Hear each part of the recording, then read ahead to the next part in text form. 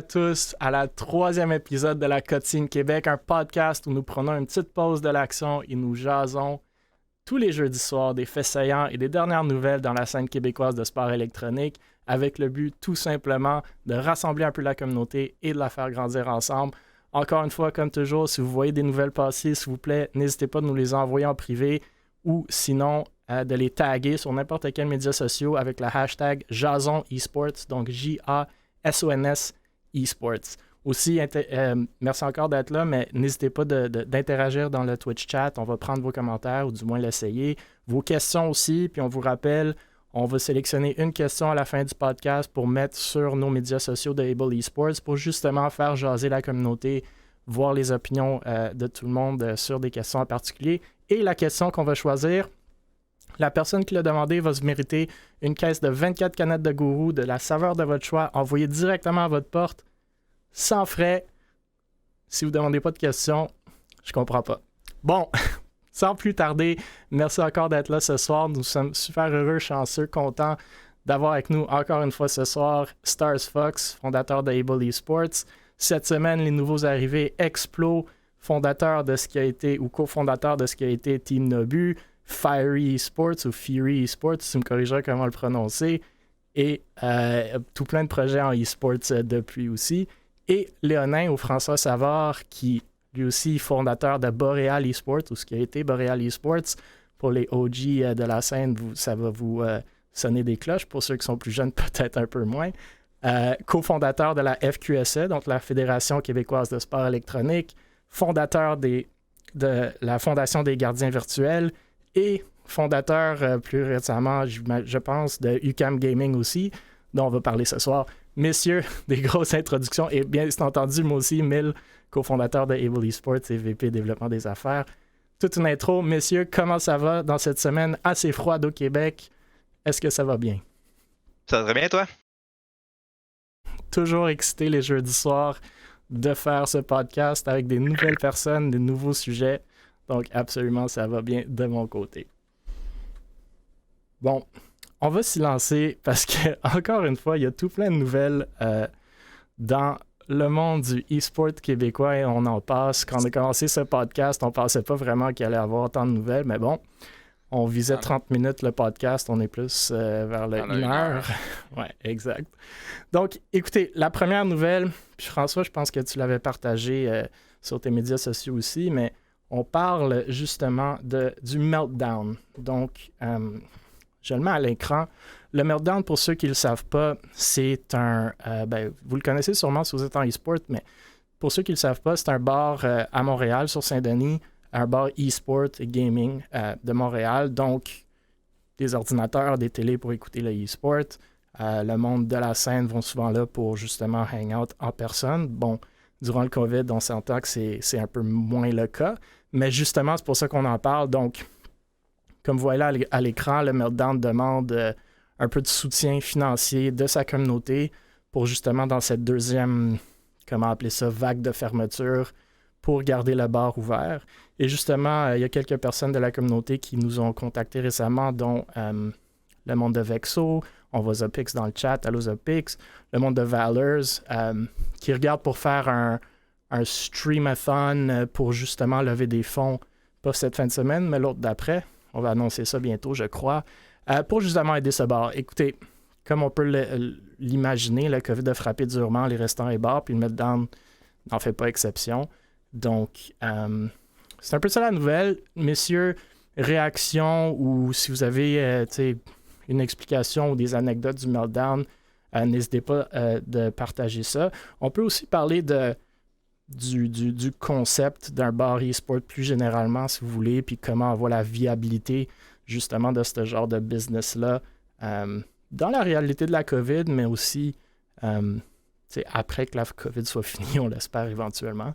Mais je vous laisse un peu la parole. Je ne sais pas qui veut commencer. Peut-être François, vu que tu avais justement partagé la nouvelle. Oui, évidemment, pour le monde qui me connaisse, j'étais un très gros habitué du bar. C'était un de mes clients pendant de nombreuses années. J'ai encore les clés puis les codes de l'alarme, puis je fais des rendez-vous là-bas en dehors des heures d'ouverture. Ça a toujours été un très gros partenaire. Même si en ce moment, il il y a un peu de bisbille entre les propriétaires.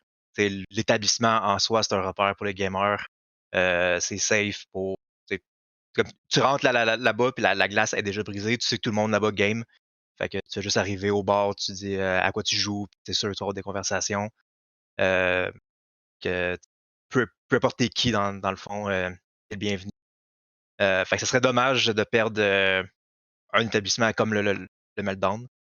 C'est sûr que s'il ferme, il y en a peut-être d'autres qui vont ouvrir, mais il y a déjà un bon background avec lui, fait que ce serait dommage qu'il ferme. Ben, personnellement, je suis jamais allé au Meltdown, mais si, mettons, je peux partager un petit peu mon expérience que j'ai eue dans des bars du même type, mettons, si on parle de eSports Central ou un autre là, que le nom ne vient pas, mais que j'étais allé aussi. Pour vrai, c'est écœurant. T'arrives là, puis c'est tout du monde qui ont les mêmes types de pensée que toi. C'est tout du monde que tu vas leur parler, puis ça vient. Je trouve que dans la vie, c'est rare que vraiment le monde va venir te chercher autant tu sais, du côté gaming, puis tout au même endroit. Je trouve ça vraiment incroyable. Puis c'est sûr que tu sais, voir qu'un établissement comme ça peut être fermé ou qui va moins bien, mettons, je pense que se mobiliser pour les aider, c'est quelque chose qui coûte rien à part votre temps. Puis tu sais, c'est une passion qu'on a tous. Fait que je pense que ça peut être quelque chose de super le fun à faire. Moi, je n'étais même pas au courant avant de voir les sujets, en fait. Là. Euh, mais ça serait quelque chose que j'aimerais quand même aller faire peut-être un stream là-bas, puis tu sais, aider ce bar-là, en fait, là, avec peu importe le projet. Mais je vais regarder ça après. Je vais penser à ça. Mais pour de vrai, c'est vraiment des belles places. Non, c'est sûr. Moi, j'ai fait Meltdown. J'ai des beaux souvenirs là-bas. J'ai fait quelques meetings Twitch dans le temps avec toute une communauté. Ben, pas une comme par exemple quand je streamais, pas ma communauté, mais c'est comme tous les streamers qu'il y avait. Donc, tu sais, tu pouvais rencontrer, exemple, tu sais, des streamers quand même assez connus ici au Québec, Bass 50, des choses comme ça. Donc, on a rencontré bien du beau monde. C'est sûr que oui, effectivement, avec le confinement, déconfinement du gouvernement, ça en arrive à ça. Là, il y a beaucoup de compagnies, il y a beaucoup de bars qui ferment. Effectivement, ça serait un peu dommage de perdre le peu de bars e-sport qu'on a ici à Montréal. Puis surtout que, tu sais, c'est sûr que le Meltdown, je le vois plus comme un bar e-sport de rencontre où tu as des consoles. C'est pas là. Moi, personnellement, c'est pas le genre de place que j'irais me plugger sur l'ordinateur. Peut-être qu'il y en a qui le font parce que, dans le fond, genre, ils n'ont pas d'ordinateur de PC assez puissant à la maison, donc ils vont se louer un ordinateur là. Mais c'est vraiment plus une belle place de rencontre, oui, effectivement. Donc, je pense que la démarche est belle. À voir si les gens vont. Il y a des gens qui se sentent assez proches, dans le fond, de cette place-là pour pouvoir donner assez. Puis non, à part ça, je pense que oui, effectivement, là, ça serait dommage que ça ferme. Là. Ouais, moi, ce que j'apprécie justement du Meltdown, puis tu sais, Explo t'a mentionné eSports Central, dont on va peut-être parler plus tard, mais ce que j'apprécie du Meltdown vis-à-vis une place comme eSports Central, c'est que tu vois la passion du eSport là-bas. Là. C'est vraiment du monde qui aime ça, qui veulent en jaser, qui saisit vraiment la communauté eSports qui est là. Le eSports Central, ça me semble plus business-oriented, tandis que le Meltdown, c'est plus community-oriented, en bon français. Fait que ouais, très cool. On a Poco dans le chat qui avait fait justement avec Evry, quand il était les deux chez Vexo, un stream caritatif là-bas pour le cancer du sein qui a très bien été en termes de popularité. Là.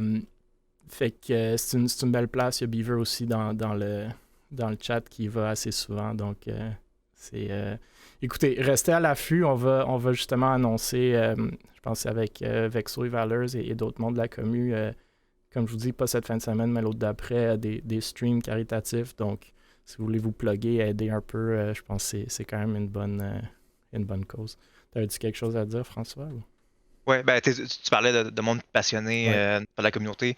Un des fondateurs du Meltdown et le fondateur du LAN ETS. Fait que il y a du monde là-dedans, puis avec qui j'ai travaillé. C'est comme si c'est du monde qui était encore plus OG que moi dans le temps. Puis, difficile, ça. Puis c'est comme du monde passionné et tout. Puis qu'est-ce que j'aimais beaucoup du Meltdown surtout, puis quand par exemple je travaillais avec l'Académie Sport à Montréal, ben, je finissais de travailler, après ça j'allais au Meltdown, tout ça sur au bar.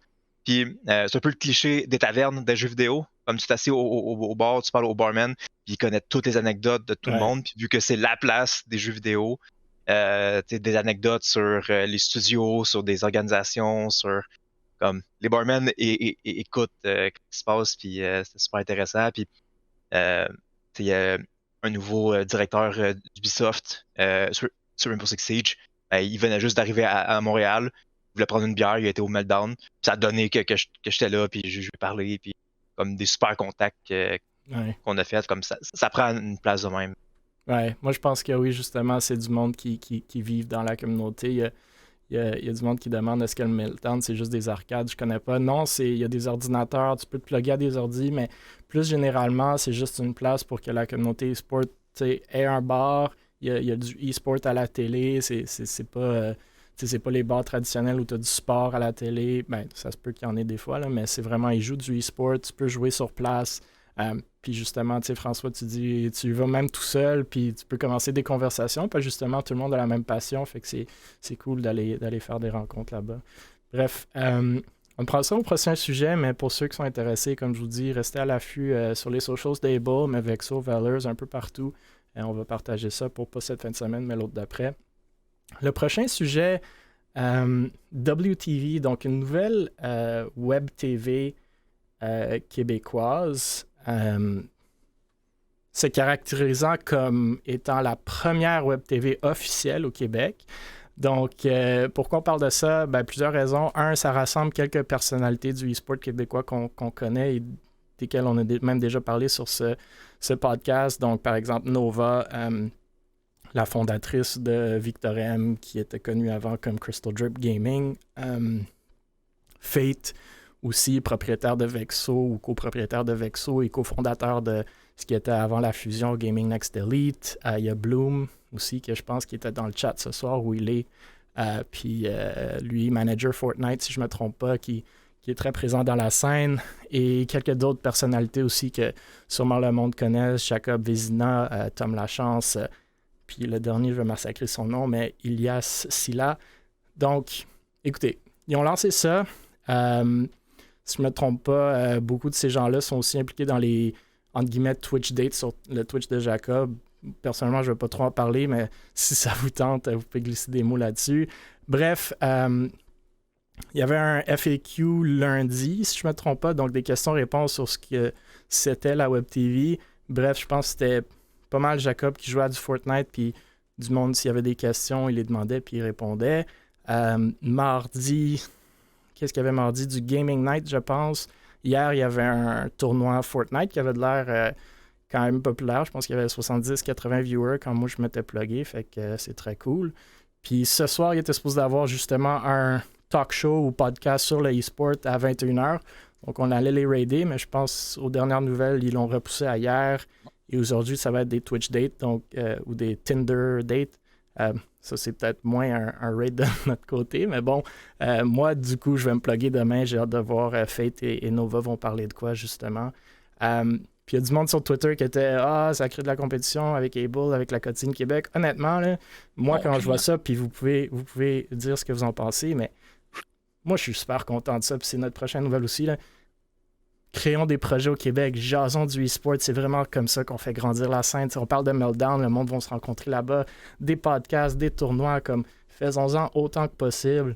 Puis c'est justement ça qui va faire grandir la scène, bouillir les choses, et c'est ça qu'il nous faut. Prenons en compte ce que les autres font, mais travaillons ensemble, bien entendu. C'est ça. Pour ceux qui se demandent un peu c'est quoi une web TV, bref, la définition est facile, là, c'est tu diffuses du contenu vidéo uniquement sur Internet. Dans ce cas-ci, sur Twitch, je pense qu'ils sont 5, 6 ou 7 streamers qui se mettent sur cette chaîne Twitch-là et essaient de streamer tous les soirs à 21h. Moi, ça me fait penser à Solari, pour ceux qui le connaissent, là, une organisation française qui avait lancé une série de web TV en France. Là, ils ont Fortnite, des événements Hearthstone et autres. Mais il y a le stream en ce moment aussi. Oui. En France. Fait que Solari... c'est une société indépendante de production divertissement via ces web TV, justement, et un club d'e-sport français. Je pense que c'était fondé vers 2017, si je ne me trompe pas. Maintenant, ils rentrent dans les tournois, la production vidéo, ils veulent même ouvrir un bar, donc encore une fois, rattachement au Meltdown. Fait qu'écoute, moi j'aime le projet. j'espère que ça va grandir avec le temps, puis justement que peut-être ces gens-là vont intégrer plus de monde et s'ouvrir vers encore plus d'opérations ou de verticaux. Mais bref, je vous laisse réagir. Encore une fois, pour moi, c'est juste du positif. Mais j'aimerais vous entendre de ce que vous pensez de ce projet-là. Ben, personnellement, je trouve que l'idée est vraiment bonne. Je sais pas ensemble comment ils vont réussir. Premièrement, un web TV, je pense qu'ils ont dit qu'ils allaient réussir à faire du contenu à chaque jour. Bon, ça, je leur souhaite d'être capable parce que c'est pas quelque chose que je pense qui est simple à faire. S'ils sont capables d'être constants là-dedans, bon, ben, ça va être super pour eux. Encore là, je me questionne un peu sur le content qu'ils vont amener, peut-être. Je vois beaucoup de Twitch Date ou Tinder Date ou là, ça va peut-être être Bumble ou je sais pas, mais tu sais, ces genres de choses-là, je sais pas que c'est mauvais, si on amène de temps en temps, tu sais, mais je sais pas si c'est répétitif, le monde va peut-être s'en tanner, tu sais. Je sais pas de la façon qu'ils vont gérer ça, mais par contre, je suis vraiment, comment je dirais ça? Je suis euh, sceptique peut-être avec les streamers qui en font partie. Je dis pas que tu sais, un a plus ou moins que l'autre. Je dirais qu'il y en a qui n'avaient pas encore streamé, il y en a qui peut-être qui débutaient ou qui n'avaient pas encore varié. Fait que j'ai hâte de voir ce qu'ils vont réussir à faire tous ensemble. Mais je peux pas trop dire par rapport à mon background et mes connaissances en Web TV parce que j'en ai pas. Fait que je peux pas trop juger là-dessus, mais je sais que Léonin en a un petit peu plus que moi. Comme j'ai vu, je pense que c'est Beaver ou je pense que c'est Babin, excuse-moi, qui a écrit dans le Yannick, chat tantôt. Ouais, j'ai vu Léonin rire en même temps que moi. Là, je l'ai trouvé bien drôle parce que d'après moi, c'est pas son. Tu sais, ils disent que c'est la première Web TV. C'est peut-être la première Web TV, mettons, dans l'année, en Dans la 2022. génération, on pourrait dire la nouvelle Ouais, génération. on peut dire que c'est de même, tu sais, Ouais. mais je sais pas, il doit en avoir eu d'autres, puis je suis quand même curieux de savoir qu'est-ce qui s'est passé dans le passé avec les Web TV que tu as vus, Léonin, avant. Ouais, ben, tu sais, effectivement, c'est On loin est d'être la connu. première. Euh, le gros point de pourquoi que ça a fermé, c'est par exemple, Vacarme, en 2014, je pense, il y avait ouvert un gros studio au Québec, puis il voulait vraiment emmener la culture du streaming au Québec et tout. C'est juste un projet pendant parmi tant d'autres. Le gros problème, c'est que le monde sous-estime beaucoup l'effort que ça prend de faire ça de manière constante. Puis beaucoup trop de personnes assument qu'aussitôt que tu fais quelque chose, ben, tu vas devenir champion instantané. Ouais. Ce qui n'est pas le cas, c'est un gros grind. D'ailleurs, c'est pour ça que quand j'ai vu le podcast, j'ai envoyé un message à Mille pour lui dire comme good job, puis je suis content parce que il y a eu d'autres podcasts en premier sur l'e-sports, mais ils ont duré une saison ou quelques épisodes, tout dépendant de l'initiative. Puis effectivement, je suis d'accord avec vous autres, ça prend du contenu, ça prend ce type de, de, de, de projet-là. S'il faudrait que je commente lui en particulier, euh, je sais pas. Ben, je connais pas, fait que je pourrais pas juger de qu'est-ce qu'ils ont fait avant. Le problème que j'ai eu en écoutant, c'est comme j'ai eu de la misère à écouter les 2 premiers épisodes de 30 minutes, à cause de la qualité du vocabulaire que le monde parle et tout, puis vous voyez, au chier, à mon goût. Mais tu sais, il y en a que ça marche, puis comme ça en prend comme ça, je veux dire, ça peut pas juste être des gros podcasts de qualité, puis ça pogne. Heu, comme ça va chercher une certaine clientèle, qui est pas servie par d'autres projets. Hem, est-ce que ça va être commanditable et tout? Ça va faire fuir, c'est sûr, à 100 tu sais, j'ai juste dans le premier 5 minutes, la première épisode, comme je vais pas répéter les mots, mais j'ai comme si j'étais une compagnie que j'aurais à investir, ben, tout de suite, là, j'aurais juste fermé, puis je serais pas fait que s'il y aurait une amélioration à faire, c'est d'améliorer, ben, le langage, les insultes, puis le contenu en général. Non, c'est ça. Je pense que ça rejoint pas mal Léonin. Ça rejoint pas mal aussi mes commentaires. Là. J'en ai dans le temps quand je streamais, effectivement, on a connu beaucoup de Web TV qui se sont comme montés puis qui ont demandé à des streamers de faire partie de la Web TV. Puis qu'on streamait sur la chaîne. C'est sûr que ça durait pas longtemps. C'est sûr que, comme tu dis, 2014. 2014, c'est le début, pas mal de Twitch au Québec. Là, on avait quoi? On avait pas beaucoup de streamers. Là, on avait comme Epic Joystick dans ce temps-là. Puis je pense que c'était pas mal ça qui poignait, là, pas mal. Là. Fait que, ouais, non. Ben, moi, personnellement, je trouve que c'est une bonne idée, premièrement, parce que oui, effectivement, ça fait partie de la nouvelle génération. La nouvelle génération, je pense qu'ils ont déjà plus de peps que nous autres qu'on avait, genre, dans le temps, puis ils ont déjà plus, tu sais, du matériel de qualité. Tu sais, comme, en 2014, on n'avait pas les micros qu'Explo il y a devant lui, là, ça n'existait pas là, quasiment. Là, on avait les espèces de micros cheap, puis c'est comme. Ou des vieux headsets, genre que t'entendais genre le grichement dans le micro.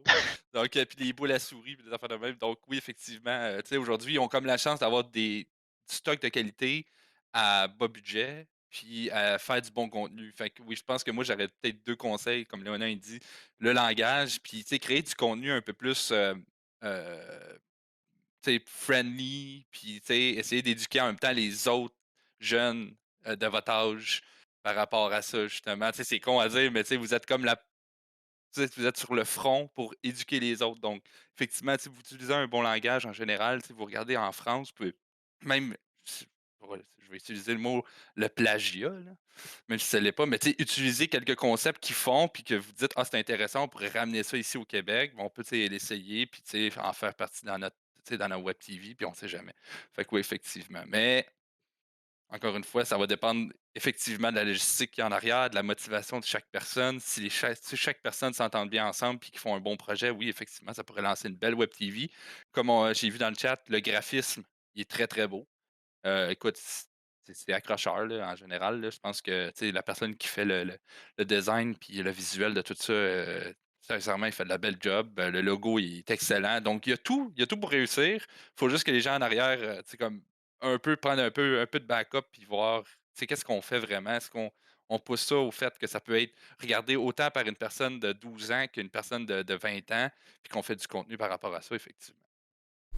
Ouais, puis c'est un shout-out à Xired qui a fait justement le graphisme. Je suis tout à fait d'accord, le branding est vraiment nice. Moi, le problème avec ce branding-là, c'est qu'il n'a pas été transmis du tout dans les streams. Les streams, ils n'ont pas les overlays de ce graphique-là. Un peu, genre, sur les noms des streamers, mais j'aurais aimé quelque chose, justement. Je m'attendais à quelque chose un peu plus de clarité, mais bon, tu sais, ils peuvent lancer le projet, puis ça peut s'améliorer avec le temps. Tu sais, je suis d'accord sur vos commentaires de...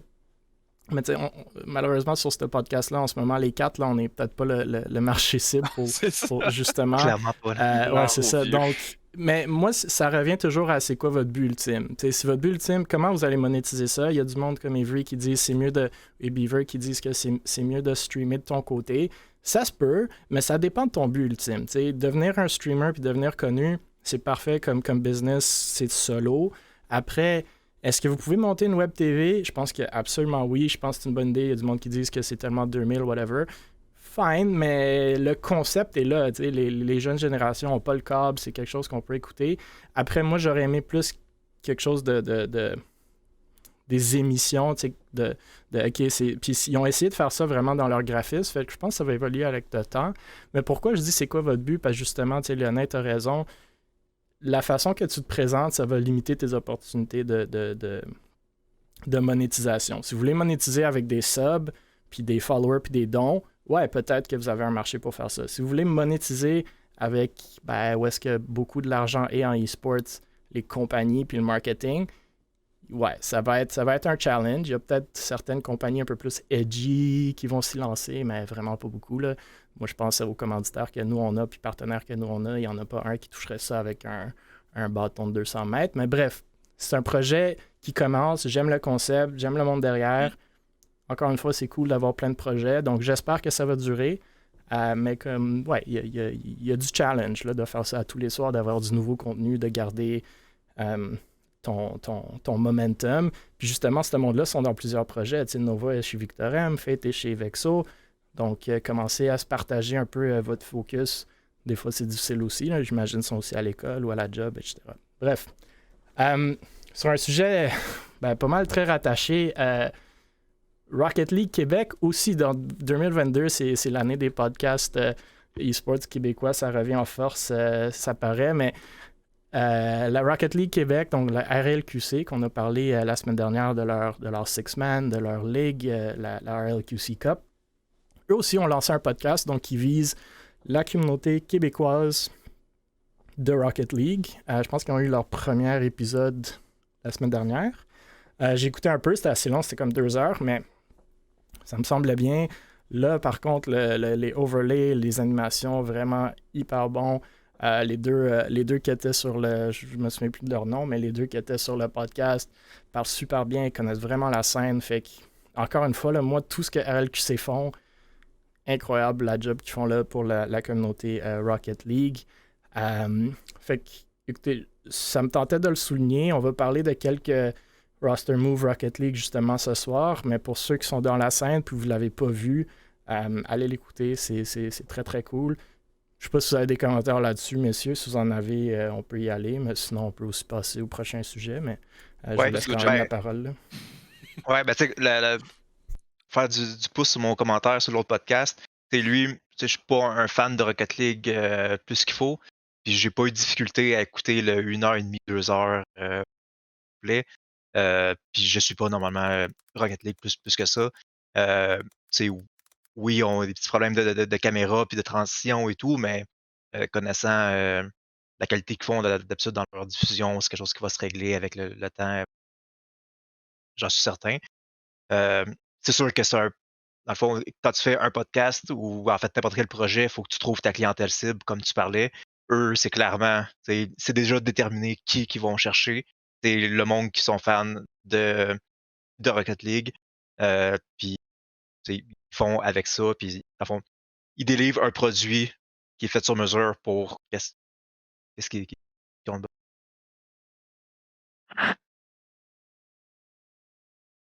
Personnellement, ouais, ben, c'est ça, non, pour Rocket League, c'est parce que je suis tellement pas ça, fait que c'est dur d'en parler dans ce temps-là. Fait que je peux pas dire grand-chose à part le fait, bon, ben, je suis content de connaître à RLQC, par exemple, fait que je suis content pour eux qu'il y ait un projet comme ça qui entendent puis qui veulent grind, puis ça, comme que j'ai entendu, vous dites que c'est déjà quand même de la qualité, puis que Beaver m'a fait peur. Non, mais c'est ça. Fait que je connais moins ça. Mais pour vrai, je suis content pour eux autres. Tant mieux s'ils ont un projet comme ça sur la route. Je suis content pour eux autres. Ouais. Non, effectivement. Je pense que les autres sont bien lancés. Puis encore une fois, ce que je trouve bien dans ce projet-là, puis je trouve bien dans leur podcast en général, c'est qu'ils éduquent les gens à propos d'un jeu. Donc, c'est vraiment cool. Sérieusement, je pense que je leur souhaite d'aller vraiment loin. Personnellement, en ce moment, ils lancent beaucoup de beaux projets, ils lancent beaucoup de belles affaires. Sincèrement, là, continuez de même, les gars. Là. Ouais. Si vous êtes dans le podcast en ce moment, puis vous écoutez, là, non, je sais pas. Ouais, moi je l'ai dit la semaine passée, là, mais j'aimerais qu'on fasse dans tous les jeux ce que RLQC font en Rocket League. Là, puis justement, il y a Beaver dans le chat qui vient de faire rire Explose. C'est difficile de lire le chat et parler en même temps, mais il y a des comiques dans le chat, c'est sûr. Mais justement, Beaver est dans le chat et avec lui, il y a un projet pour essayer de... Stars Fox utilise le mot plagiat, puis c'est un peu ça, mais d'essayer de prendre ce qu'eux ont fait puis de l'amener à Valorant. Je sais qu'il y a du Ten Mans qui vient de se lancer aussi avec Hypers en Rainbow Six aujourd'hui ou cette semaine. Donc, c'est un super beau concept. Je pense que c'est vraiment comme ça qu'on va chercher des communautés. Puis après, tout le monde se rassemble au Meltdown, puis ça fait bourgeonner la scène. Bref, très, très on cool. peut-tu mettre une parenthèse? Le mot plagiat, là, ça fait tellement 2017. Là. Je sais pas, on dirait que personne n'utilise ce mot-là. C'est quoi les références à des années hyper spécifiques ce soir? C'est comme... Je sais pas, moi je faisais du plagiat en 1998. Si on peut y aller dans le YouTube game, là, c'est à 2017, tout le monde disait que l'autre plagiait l'autre. Moi je parle plagiat, genre j'étais à l'école puis je regardais celui qui était à côté de moi en maths parce que j'étais comme, qu'est-ce qu'il a mis à la question 4? Anyway. 2017.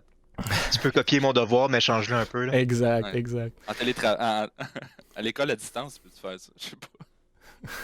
Ça doit se faire. Faudrait demander à ceux qui font ça. Ben, personnellement, je le sais pas, là, mais... Donc, prochain sujet, on reparle de nos amis Ubisoft. Je pense peut-être pour la 3e semaine de suite. Ils en font des choses. Puis ça aussi, je pense, François Léonin, c'était une nouvelle que toi, tu avais partagée sur ton sur tes socials. Donc, le Six Invitational de Rainbow Six, bien entendu, un jeu créé par Ubisoft, déménage du Québec à Stockholm, en Suède. Donc, pour ceux qui ne le savent pas, le Six Invitational, c'est un tournoi professionnel annuel de Rainbow Six Siege, organisé justement par Ubisoft. Le tournoi rassemble les meilleures équipes du monde. L'événement marque la fin de chaque acte ou année précédente et fait office de championnat du monde, en gros. Bref, l'édition 2022 était supposée prendre place à Montréal du 8 au 20 février, si je ne me trompe pas. Initialement, ça a été annoncé comme quoi que ça allait être à Montréal, mais sans public, dû à la COVID. Malheureusement, dû aux politiques les plus récentes entourant la COVID dans la province, le tournoi a été déménagé à Stockholm, en Suède. Et ça, je pense, comme juste 3 semaines avant l'événement. Fait que ça arrive vraiment bientôt, comme je viens de mentionner les dates. Donc, malheureux. De mon point de vue, c'est clair. Déjà, sans public, ça allait être malheureux, mais au moins, ça aurait été ici. Maintenant, je comprends la décision. Est-ce qu'ils vont être capables de vraiment organiser un gros événement comme ça en Suède? J'imagine que oui, ils ont les budgets, ils ont l'expérience. Mais encore une fois, la COVID ou les politiques ici viennent malheureusement pour l'instant faire mal un peu à la communauté e-sport. C'est un beau rassemblement à chaque fois que ce tournoi-là se donne, bien entendu. Bref, on ne va pas parler des politiques entourant tout ça puis donner notre opinion là-dessus. Écoutez, vous pouvez... Moi, personnellement, écoute, je comprends les décisions de tous les côtés. Donc, juste souligner ce fait-là, c'est malheureux, justement. Mais je ne sais pas si vous aviez des commentaires de réaction là-dessus. Rapidement. Oui. Je trouve ça triste pour le e-sport québécois en général. Justement, on est dans une phase où ça manque énormément.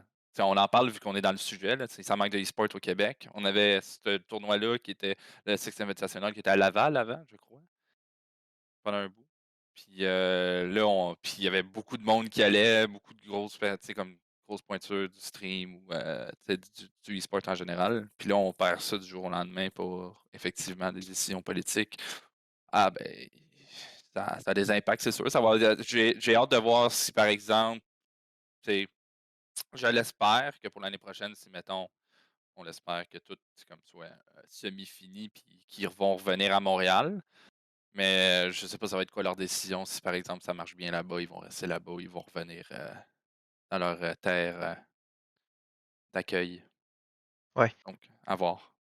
Non, c'est ça. Moi, l'année passée, j'avais eu peur quand ça a été mis à Paris, que j'ai pas manqué un Six jusqu'à maintenant. Je l'ai vu grandir de l'usine C, où est-ce que c'était une couple de centaines de personnes, à la Place Belle à Laval. Lorsque j'ai vu qu'ils ont fait ça à Paris, j'ai eu peur parce que je sais que la Ubisoft avait eu potentiellement des problèmes avec la Place Belle, parce que ça coûte cher, la Place Belle. Montréal, c'est pas ce qui est le mieux situé géographiquement pour faire voyager du monde partout dans le monde. Fait que j'avais peur qu'ils fassent ça à Paris à la place. Là, en voyant leurs nouvelles, au moins je suis content que c'était prévu qu'ils reviennent à Montréal. Puis d'après moi, ça va revenir toujours à Montréal, parce que Ubisoft, qu'est-ce que j'aime beaucoup de leur mentalité, oui, c'est la grosse finale de leur jeu, mais c'est aussi une fête pour tous les développeurs de Rainbow Six. Donc, c'est là qu'elle profite pour vraiment célébrer le jeu. Comme l'événement est autant pour les joueurs que pour eux. Fait que c'est un gros party de Rainbow Six qu'ils font. Puis, c'est juste normal qu'ils fassent dans la ville haute du studio, parce que c'est là qu'ils sont la majorité des développeurs. Ouais, écoute, je pense, comme ça se dit dans le chat aussi, là, c'était vraiment un rassemblement non seulement de la communauté québécoise, montréalaise, mais comme tu as dit, François, de monde qui venait de partout dans le monde, justement. Donc, bref, avec la COVID, c'est moins évident, toutes ces choses-là, et on espère que ça va revenir avec le temps. Le prochain sujet, on parle de notre ami Tienne Leming, qui je pense qui est dans le chat ce soir, si je ne me trompe pas.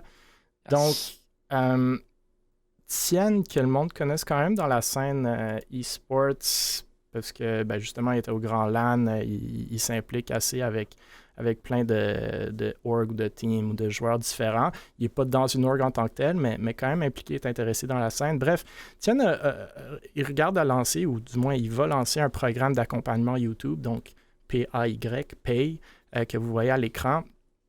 Et je pense que ça sort officiellement le 30 janvier, si je ne me trompe pas.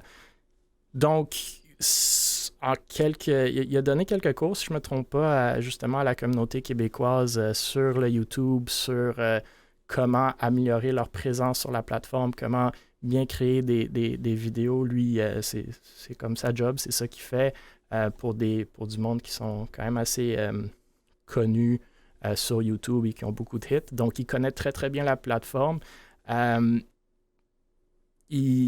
J'ai parlé à quelques gens qui ont justement fait ces cours-là, si on veut les appeler comme ça, et c'était vraiment juste du positif. Tout le monde dit que le gars est dans les 5 premiers mots qu'il va te donner, qu'il va te dire, il se connaît sur la plateforme, il connaît vraiment, il sait vraiment ce qu'il fait. Donc, il lance ce programme-là. Je me souviens plus du prix, par contre. Je pense que c'était quand même assez cher dans les comme 2000 $, mais ça, je peux se dire que c'est des bêtises. Il y a quand même un rabais, je pense, de 500 $ ou 25%, quelque chose du genre. Puis il peut nous corriger s'il veut dans le chat, mais pour la communauté e-sports québécoise, qui est pour inciter un peu, déjà, c'est quand même beaucoup pour la majorité de la communauté québécoise de e-sport, j'ose croire. Mais l'idée derrière ce pricing-là, si je comprends bien, c'est la valeur que je te donne dans ce cours-là en vaut plus que ce que tu payes. Tu vas vraiment connaître la plateforme, tu vas pouvoir aller monétiser. Donc, c'est un investissement si vous voulez le voir comme ça. Après, Tian, il partage beaucoup sur Twitter ses plans futurs. C'est vraiment un gars qui est motivé, qui veut grandir. Puis si vous voulez de la motivation quasiment journalière, allez le suivre là, sur Twitter. C'est très upbeat ce qu'il fait vraiment. Donc, il parlait même d'ouvrir peut-être éventuellement sa propre organisation de e-sport et faire du réel changement. Fait que, écoute, tout plein de plans pour ce gars-là. Je voulais quand même souligner le programme parce qu'il y a quand même un rattachement au e-sport. Bref, vous pouvez me donner vos réactions là-dessus si vous en avez. Sinon, je peux donner les miennes à la fin aussi. Ben, moi, personnellement, j'ai parlé avec Tienne dans les débuts. On va dire qu'il commençait à se faire connaître peut-être sur Twitter. Là, peut-être que je suis wrong, mais il me semble qu'il arrivait sur Twitter, un petit peu dans la communauté qui est Twitter, en fait, parce qu'il y a une communauté sur des plateformes un peu de gaming. Tu sais, sur Instagram, il y en a une. Sur Facebook, il y a une autre petite gang. Fait que, on va dire, euh, on se apprend du lourd. Fait que quand il est arrivé, c'est ça. Je lui ai parlé parce que je voulais qu'il vienne avec moi, qu'il me rejoigne chez Fury, en fait, parce que je trouvais vraiment qu'en partant, il montrait ce qu'il publiait, la façon qu'il pensait.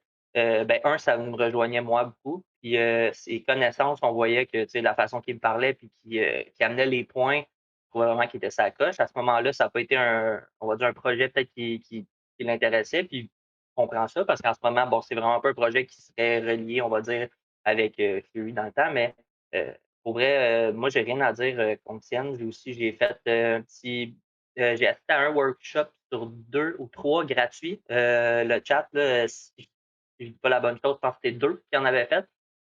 Puis tout le monde qui a participé, pour vrai, ont eu des super bons feedbacks. Il y en a qui m'en ont parlé aussi, qui m'ont dit vraiment que c'était des bons conseils de surtout, on va dire, comment construire de quelle façon publier tes vidéos sur YouTube, à quel moment quoi dire, comment les formuler pour qu'à la fin, là, c'est parce que j'ai pas les bons termes justement parce que je travaille pas avec en ce moment, mais j'ai Tu devrais entendu. prendre son cours. Ouais, ben écoute, pour vrai, là, pour vrai, je le conseille à des gens, mais pas à tout le monde. Pourquoi je dis ça? C'est que si vous voulez investir dans un cours comme ça, une formation, peu importe comment vous l'appelez, il faut que vous soyez prêt à en donner de votre bord aussi beaucoup. Parce que je pense que même si tu vas suivre ce cours-là, puis qu'après ça, tu n'as pas de temps pour en faire, tu n'as pas d'argent pour faire tes vidéos, tu n'as pas la motivation, tu n'as peut-être pas le talent, mais je pense pas que c'est tout le monde qui peut devenir content creator au monde. C'est pas parce que tu veux faire ça. Moi, j'aimerais ça être joueur de golf, mais si tu me restes soigné au golf, je serai jamais joueur de golf. Là. Fait que, je pense vraiment qu'il faut que toi, d'un côté, tu sois all-in, puis lui, il va te donner son all-in, puis ensemble, je pense que c'est worth it. Mais si toi, de ton côté, tu n'en as pas assez à donner, je pense pas que ça l'est.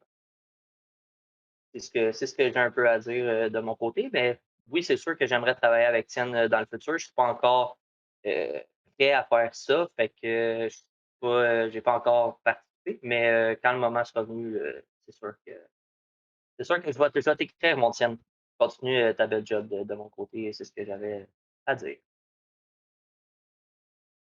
Pas si Léonin, t'avais un François petit. Stars Fox. Ouais, ben, j'aime beaucoup les montages qu'il fait. Je l'ai sur Facebook, puis j'ai vu les montages qu'il a fait sur YouTube. Puis, quand je parlais de qualité puis de professionnalisme, ça, c'en est. Tu vois la qualité que c'est là. C'est sûr que, par exemple, moi qui. euh, euh, oui, j'ai reparti ma chaîne YouTube, mais genre, je fais ça pour le fun, puis genre, j'ai zéro envie de faire ça de ma vie. Je ferai pas nécessairement de formation là-dessus. Puis je dis ça, puis encore là, ça m'intéresse parce que je veux toujours m'améliorer. Fait que, il y a une espèce d'hybride à avoir entre les deux. Puis c'est ça. Good job, lâche pas. Puis justement, ça prend du monde qui ont de la qualité dans le sport électronique, dans le milieu, puis qui partagent leurs connaissances, parce que c'est avec le partage des connaissances qu'on va juste tout grandir, tout le monde ensemble. Non, effectivement. Good job, Paul. Non, c'est ça. Moi, je suis pas mal d'accord aussi avec pas mal les points de tout le monde. Je pense que il y a, grâce à ça, peut-être qu'il y a beaucoup de streamers, de YouTubers québécois qui veulent justement se professionnaliser dans le domaine, qui n'ont pas les outils ou qui n'ont pas une connaissance X, mais que grâce, par exemple, qu'ils ont, c'est sûr que des petites économies de côté, puis qui veulent investir dans une formation, ben, je pense que c'est la personne ressource à date. Oui, effectivement, comme il y a un an, a dit, j'ai vu son montage qu'il a fait en saut parachute, c'était super awesome, sérieusement. Tu vois que tout le découpage, le son, la musique, etc., tout est bien monté. Si tu regardes dans le fond une day-to-day YouTube, que tu regardes des gros YouTubers. Fait que, oui, effectivement, je pense que le professionnalisme qu'il amène, ça va pouvoir peut-être former une future ou même, comme plusieurs content creators qui vont amener leur propre contenu, puis qui vont comprendre aussi comment le créer, puis comment créer leur propre brand, parce que on en parle souvent aussi, puis même si c'est en général chez Able, c'est que avant de penser à aller approcher des gens, approcher des compagnies, créer ton propre brand, faites quoi avec, développe-le, puis par la suite, dans le fond, justement, il y a beaucoup de portes qui vont s'ouvrir à toi. Là. OK, c'est ça. Ouais. Moi, puis Tienne était dans le chat, puis il dit qu'il y a déjà plusieurs personnes du e-sport sont dans son programme, donc il a super hâte. Moi, c'était justement la question que j'allais avoir, tu sais, est-ce que c'est abordable pour la communauté e-sports québécoise à ces prix-là? Je pense que la plupart vont être laissés de côté, mais après, comme Explo l'a dit, là, des fois, il faut juste savoir si tu es au bon moment, puis est-ce que tu es prêt à investir. Je pense que YouTube, c'est super important pour les content creators. Puis il y a Clays, de qui on va parler bientôt, mais qui demandait dans le chat de définir le terme de content creator. Puis c'est vrai que c'est difficile, mais bref, en créant du contenu, Twitch, c'est excellent.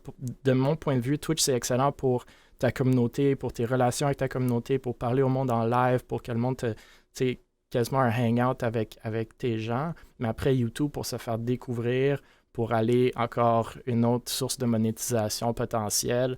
Puis c'est vraiment là que tu as un gros potentiel de growth, mais assez rapide. Twitch, des fois, l'algorithme pour te faire trouver est un peu difficile. YouTube, beaucoup meilleur, du moins de ce que j'en connais. Puis je suis loin d'être content creator, mais bref. Avery était dans le chat, il demande pourquoi on parle de Team Hyde. Et justement, c'est notre prochain sujet. Donc, j'avais une petite question rapide à ouais. Tienne, si ça te dérange pas. Je me demandais, tu étais rendu à combien de clients, si je peux appeler ça comme ça, ou de gens qui vont travailler avec toi jusqu'à maintenant là, concernant ton programme, si c'est pas trop demandé. Je me demandais combien tu étais rendu. Il dit 14, je pense, bon, dans ça. le programme. Fait que c'est quand même cool, absolument. Puis ça fait environ 20 jours que c'est ouvert so far, qu'il dit. Pour ceux qui sont bons en maths, tu fais quoi, genre un average people per day? Là? Bref, Team Hyde pour notre ami Avery, de qui on a parlé la semaine dernière et qui est chez Valorous maintenant. Team Hyde, ont annoncé, ou c'est une structure, plutôt peut-être les introduire, c'est une structure québécoise de Fortnite, si je comprends bien, qui existe depuis novembre 2021, donc assez récent. Ils ont à peu près, la dernière fois que j'ai regardé, 280 followers sur Twitter, trentaine d'abonnés sur YouTube, et je pense un seul follower sur Twitch avec aucun stream à date, mais bon, c'est dans ses débuts. Ils ont annoncé une fusion, comme vous voyez à l'écran, avec Team Vacancy, j'imagine que ça se prononce, une autre structure québécoise de Fortnite qui existe depuis janvier, donc encore plus récente. Vacancy, je pense 64 followers sur Twitter. Bref, pourquoi on parle de ça? Ben, comme je viens de dire, structure québécoise Fortnite ou équipe québécoise Fortnite. Il y en a beaucoup, ça s'en vient, ça part, on espère que peut-être ce projet-là va perdurer dans le temps. On en parle aussi parce qu'il y a quand même des bons joueurs là-dedans, incluant Dozer, puis je pense qu'ils viennent justement d'annoncer aujourd'hui Willex et Carmos, qui étaient justement chez nous, sont allés chez Team Hyde, donc content pour eux, puis on espère que le projet va prendre de l'ampleur puis va perdurer dans le temps, comme je viens de dire. Peut-être Explo, tu peux prendre la parole en premier, vu que tu étais dans Nobu, tu étais dans Fury ou Fiery, puis tu me diras comment le prononcer éventuellement. Mais tu sais, comment tu vois ça, la scène Fortnite? Nous, c'est un peu moins notre bassin de connaissances, même si on a des joueurs, quelques joueurs Fortnite, on a fait des tournois Fortnite, même télévisés avec des prize pools, mais c'est pas le monde dans lequel on vit. Peut-être toi, tu pourrais me dire, ou nous dire plutôt, tes réactions, comment tu vois ça. Bref, moi, déjà, le mot fusion, c'est toujours un peu drôle, mais fine, on peut l'utiliser comme mot, mais il n'y a aucune possibilité que ça soit réellement des structures légales, ces choses-là. Là. C'est juste plein d'amis qui se mettent ensemble, puis c'est bien pour un projet. Donc, peut-être tu peux nous parler de ça, puis n'hésite pas de parler justement de tes projets aussi, comment tu avais lancé ça. Là. Et, ben, personnellement, je pense que Fortnite, c'est une scène compliquée. Je ne dis pas que les autres sont faciles, hein. Je dis pas ça pendant tout, sauf que, mettons, pour la connaître un petit peu plus, on va dire que, comme vous le dites, pour avoir été dedans depuis un bout, euh, je ne sais pas si c'est juste au Québec que c'est comme ça, mais c'est que beaucoup de joueurs vont demander je ne sais pas si ça a changé depuis les derniers mois, même moi, dans le temps de Fury, vraiment, les joueurs avec 1000 d'earnings, puis on va dire 20 000 PR, qui est du Power Ranking pour ceux qui ne savent pas, ben, il est pas mauvais, mais bon, on va dire quelqu'un qui place régulièrement va vraiment demander un salaire rapidement qui sera peut-être pas worth it pour l'organisation, même pas à long terme. Fait que pour moi, pour vrai, Fortnite, c'est vraiment euh, c'est à prendre à la légère en ce moment, peut-être, parce que c'est surtout que les compétitions, bon, je suis moins ça vu que je suis plus là.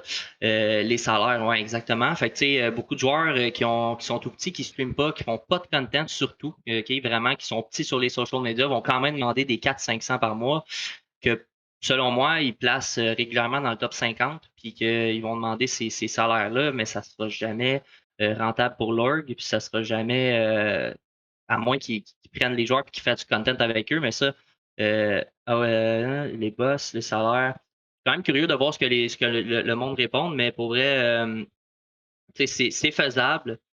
Ouais, c'est cave, exactement. Fait que, je dis pas que c'est impossible de le faire, mais faut prendre les bons joueurs puis prendre ceux qui sont là vraiment pour grind parce que c'est facile à jouer à Fortnite tous les jours, mais juste pour jouer, te connecter. Oui, ok, hey, je grind 10 heures par jour Fortnite. Ouais, mais tu fais quoi pendant 10 heures? Tu sais, pendant 9 heures, il joue avec ses chums, puis l'autre heure, ben, il mange sa pizza. Fait que, tu sais, je trouve que c'est beaucoup une scène plus jeune, puis une scène de monde qui joue pour jouer et non qui vont place une fois par saison, 2 fois par saison, mais qui seront pas réguliers. Fait qu'aller chercher les bonnes pépites, c'est quand même assez compliqué, je pense. Là. Mais tu sais, pour ce que je peux dire de Team Hyde, tu sais, je peux pas appeler ça une structure. Je sais que tu as utilisé ce mot-là. Selon moi, une team qui a, mettons, un jeu, qui a pas de content et qui a rien, selon moi, c'est pas une structure, c'est peut-être plus une team. Parce qu'une structure, selon moi, c'est vraiment, on va dire, une team, mais avec avec du staff, avec des piliers qui vont être enregistrés. Il y en a qui sont pas, qui sont quand même sérieux dans ce qu'ils font, mais selon moi, c'est peut-être pas des structures. Ça, j'appellerais peut-être plus ça des teams, mais je leur enlève rien parce que même moi, tu sais, je veux dire, Nobu a été une team avant d'être enregistré, avant de faire tout ce qu'ils ont fait après, puis c'est un petit peu comme ça avec toutes les teams qui deviennent des orgs après, tu sais. Mais pour Fortnite, je suis moins à jour que j'étais, mais c'est compliqué à aller chercher. Je trouve que faut trop débourser d'argent pour le peu qu'on va avoir en échange. Puis ceux qui font du contenu, qui font, je sais pas, qui stream daily, qui drag du 30-40, ils vont demander des 700-800 par mois, puis ils vont te rapporter quoi après ça, tu sais, pas grand-chose. Fait que si tu penses business, Fortnite en ce moment fait des pics, puis t'espères qu'ils play. Puis aussitôt qu'ils place, ils vont s'en aller, à moins que tu les aies signés. Fait que, tu sais, c'est cas par cas. Selon moi, c'est vraiment du cas par cas pour Fortnite. Puis surtout au Québec, avec ce que j'ai vu, je trouve que c'est le monde a trop d'ego, puis ils demandent trop des salaires rapidement. Puis là, OK, si tu me l'offres pas, je m'en vais chez eux. Si tu me l'offres pas, je vais chez eux. Mais est-ce que eux vont t'amener quelque chose qui est bon pour toi? Est-ce qu'ils vont ou ils vont juste te donner ton 200 par mois, puis fais tes affaires? Tu sais, si tu worth it, peut-être, peut-être pas, parce que dans Fortnite, c'est pas comme les autres jeux, tu sais, c'est pas un jeu d'équipe, c'est un jeu solo à la base parce que tu changes de mate aux 2 semaines, fait que tu vas chercher un trio, 3 jours après, ils sont plus ensemble, mais là, après ça, fait en tout cas, bref, je n'ai assez dit, mais pour moi, Ah, ben, c'est parfait. Non, mais c'est ça, c'est le bordel un peu. Pour moi, Non. moi, je trouve que c'est dur à aller chercher, puis c'est ça, c'est difficile à approcher comme ça. Non, c'est sûr. Ben, regarde, écoute, comme tu expliques, moi, c'est sûr que je vais faire. Je suis peut-être un peu trop gentil avec les gens, puis je vais faire l'avocat, genre, du bon monsieur, le bon Vas-y. Québécois, voilà, me voici. Mais, tu sais, moi, en même temps, tu sais, je les encourage dans ce qu'ils font. C'est sûr que ça reste un jeu, comme tu dis, c'est pas une organisation encore, peut-être, mais ça peut le devenir un jour, parce que je pense Ben oui, on a tous parti par là. Tu sais, ben oui, Able, ben c'était la oui. même chose. Quand j'ai commencé Able, j'avais quoi, 2 équipes CS, puis, tu sais, c'était pas les meilleurs, puis, tu sais, des affaires de même. Puis après ça, plus en plus qu'on a avancé, plus en plus, tu sais. Puis c'est ça, tu sais, avec Émile, on a fondé Able, là, vraiment, puis ça a été là, ça a été une organisation, puis on grind effectivement le content. Mais tu sais, je pense que ces gens, tu sais, puis je sais pas, ils ont quel âge, les gens qui ont créé le Hyde. Mais tu sais, par rapport à leur âge, je trouve que c'est un excellent projet. Puis ça peut, tu sais, s'ils continuent, puis qu'ils l'emmènent, puis qu'ils l'emmènent plus loin, ben, tu sais, au moins ils pourront dire, puis peut-être ça va arrêter dans, tu sais, je sais pas, 1 an, 2 ans, 3 semaines, un mois, tu sais, ça dépend des autres. Mais s'ils continuent, puis qu'ils lâchent pas, ça va faire une autre organisation, puis eux autres, ils vont avoir grandi là-dedans, ils vont grandir avec ça, avec l'expérience, s'ils s'entourent de bonnes personnes, s'ils s'entourent aussi, puis qu'ils veulent développer leur projet, oui, effectivement. Mais comme je dis, tu sais, Fortnite, oui, effectivement, c'est une scène très compliqué. C'est vraiment pas ma scène, genre, comme que je spot, que je mets on the spotlight, puis que je suis comme, ah oui, je connais ça, les PR, puis ah ouais, donc les earnings, puis les tournois, là. Mais, tu sais, c'est des choses que justement, tu sais, mais c'est intéressant de voir des gens justement qui s'intéressent à ça. Puis, tu sais, encore une fois, c'est comme dans tout jeu, c'est des gens vraiment qui ont une passion dans ce jeu-là, puis qui continuent à grind, qui continuent comme à faire vivre ce jeu-là, à faire vivre le e-sport, puis on peut se le dire, Fortnite sont forts côté scène e-sport. Tu sais, au moins, ils permettent à des jeunes qui n'ont pas nécessairement genre le talent à Valorant ou des grosses compétitions pour pouvoir se placer puis faire un peu d'argent dans leur jeu. Donc, tu sais, en même temps, moi, je trouve ça cool. Ouais. Non, je pense qu'ils devraient continuer comme ça, puis tu sais, pas lâcher, puis s'entourer des bonnes personnes. Il y a une question pour vous, là. Est-ce que Fortnite, parce que je ne suis pas tant connaissant, on va dire, sur les autres jeux, les compétitions, comment ça fonctionne, est-ce que Fortnite est un des seuls jeux que les tournois et les compétitions sont ouvertes au public? Fait que par exemple, moi, là, bon, Non. oui, il faut que tu aies. Non, ok. Non, parce genre que je pense que ça Valorant, change la quelque chose plupart un des peu. tournois à Valorant, tu te montes 5 amis puis tu peux participer. Là. Ok. Si Et c'était ça même ta dans les question. tournois, même dans les grosses compétitions avec des gros prize pools, mettons? Ouais. Mais tu sais, il faut que tu te rendes. Là. D'habitude, Ou tu tu te qualifies, fais ouais, sortir ok. dehors en première ronde. Là. Par exemple, les Knights ont eu un tournoi de France de 25 000 la semaine dernière, puis c'était 256 équipes. Tu pouvais t'inscrire. J'aurais pu m'inscrire avec mes chums, mais on s'entend que Ouais, ça aurait été plus ou moins amusant. ouais, ok. Je sais pas si les honnêtes Avec Gary. Ouais. Je sais pas si les honnêtes avaient des commentaires là-dessus. Mais... Oui, Il prend je vais son faire le souffle, il en a à disclaimer dire. tout de suite que c'est mon opinion et ça ne regarde aucun de mes clients ni aucune des organisations que je suis dedans. Ceci étant dit, j'ai une opinion mitigée. J'aille d'abord sur le projet à eux. Je trouve que c'est excellent pour des jeunes de faire leurs dents sur un projet comme ça. Ouais, C'est ce type de projet-là que tu te casses la gueule, tu fais des erreurs, c'est là pour ça. Il y en a, à chaque mois, il y en a qui ouvrent, qui ferment, qui ouvrent, qui fait c'est le temps qu'ils fassent leur expérience. Quand que j'ai regardé, parce que c'était 2 organisations que je connaissais pas, ben, premièrement, quand je juge une organisation, je vais voir leur site web. Il y avait pas. Fait que si jamais ils veulent vraiment devenir sérieux, ben, je leur conseille d'avoir un site web, ça serait Step One. Puis j'ai beaucoup de difficultés avec, pas nécessairement les orgs, mais les joueurs amateurs qui pensent que parce qu'ils jouent à un jeu vidéo puis que comme qui se pensent trop bons puis qui veulent des salaires, comme je trouve ça attardé mental comme mentalité. C'est complètement stupide. Je sais que Yannick en parlait au dernier podcast, puis je suis 100% d'accord avec lui. C'est un non-sens. Honnêtement, quand tu as une équipe de 5 personnes, ben, ils rapportent moins de cash que si j'irais travailler au McDo 40 heures semaine. Fait que, tant qu'à faire, je vais aller travailler au McDo, je vais faire plus de cash qu'avec une équipe amateur. Amateur avec des guillemets. C'est un problème de mentalité qu'il faut qu'il change. Puis je veux dire, j'ai fait partie du problème avec Boréal dans le temps, justement. Pourquoi est-ce qu'on dominait le ETS et les compétitions? C'est juste parce qu'on achetait tout le monde puis qu'on payait les jerseys puis les billets à tout le monde puis qu'on stackait des teams de fous puis c'était juste mongol. Puis c'était pas glorieux, là. On dominait trop par rapport à ça. Mais c'est pas une bonne mentalité à avoir, puis ça m'a coûté des dizaines de milliers de dollars que j'ai juste pitché par la fenêtre, que jamais je vais le retrouver. Mais euh, mais c'est ça, là, comme je leur souhaite bonne chance, puis en fait, je leur souhaite de faire des erreurs. S'il y a un commentaire que je pourrais leur dire, c'est faites des erreurs, essayez des choses, cassez-vous la gueule, puis c'est comme ça que vous allez apprendre. Oui.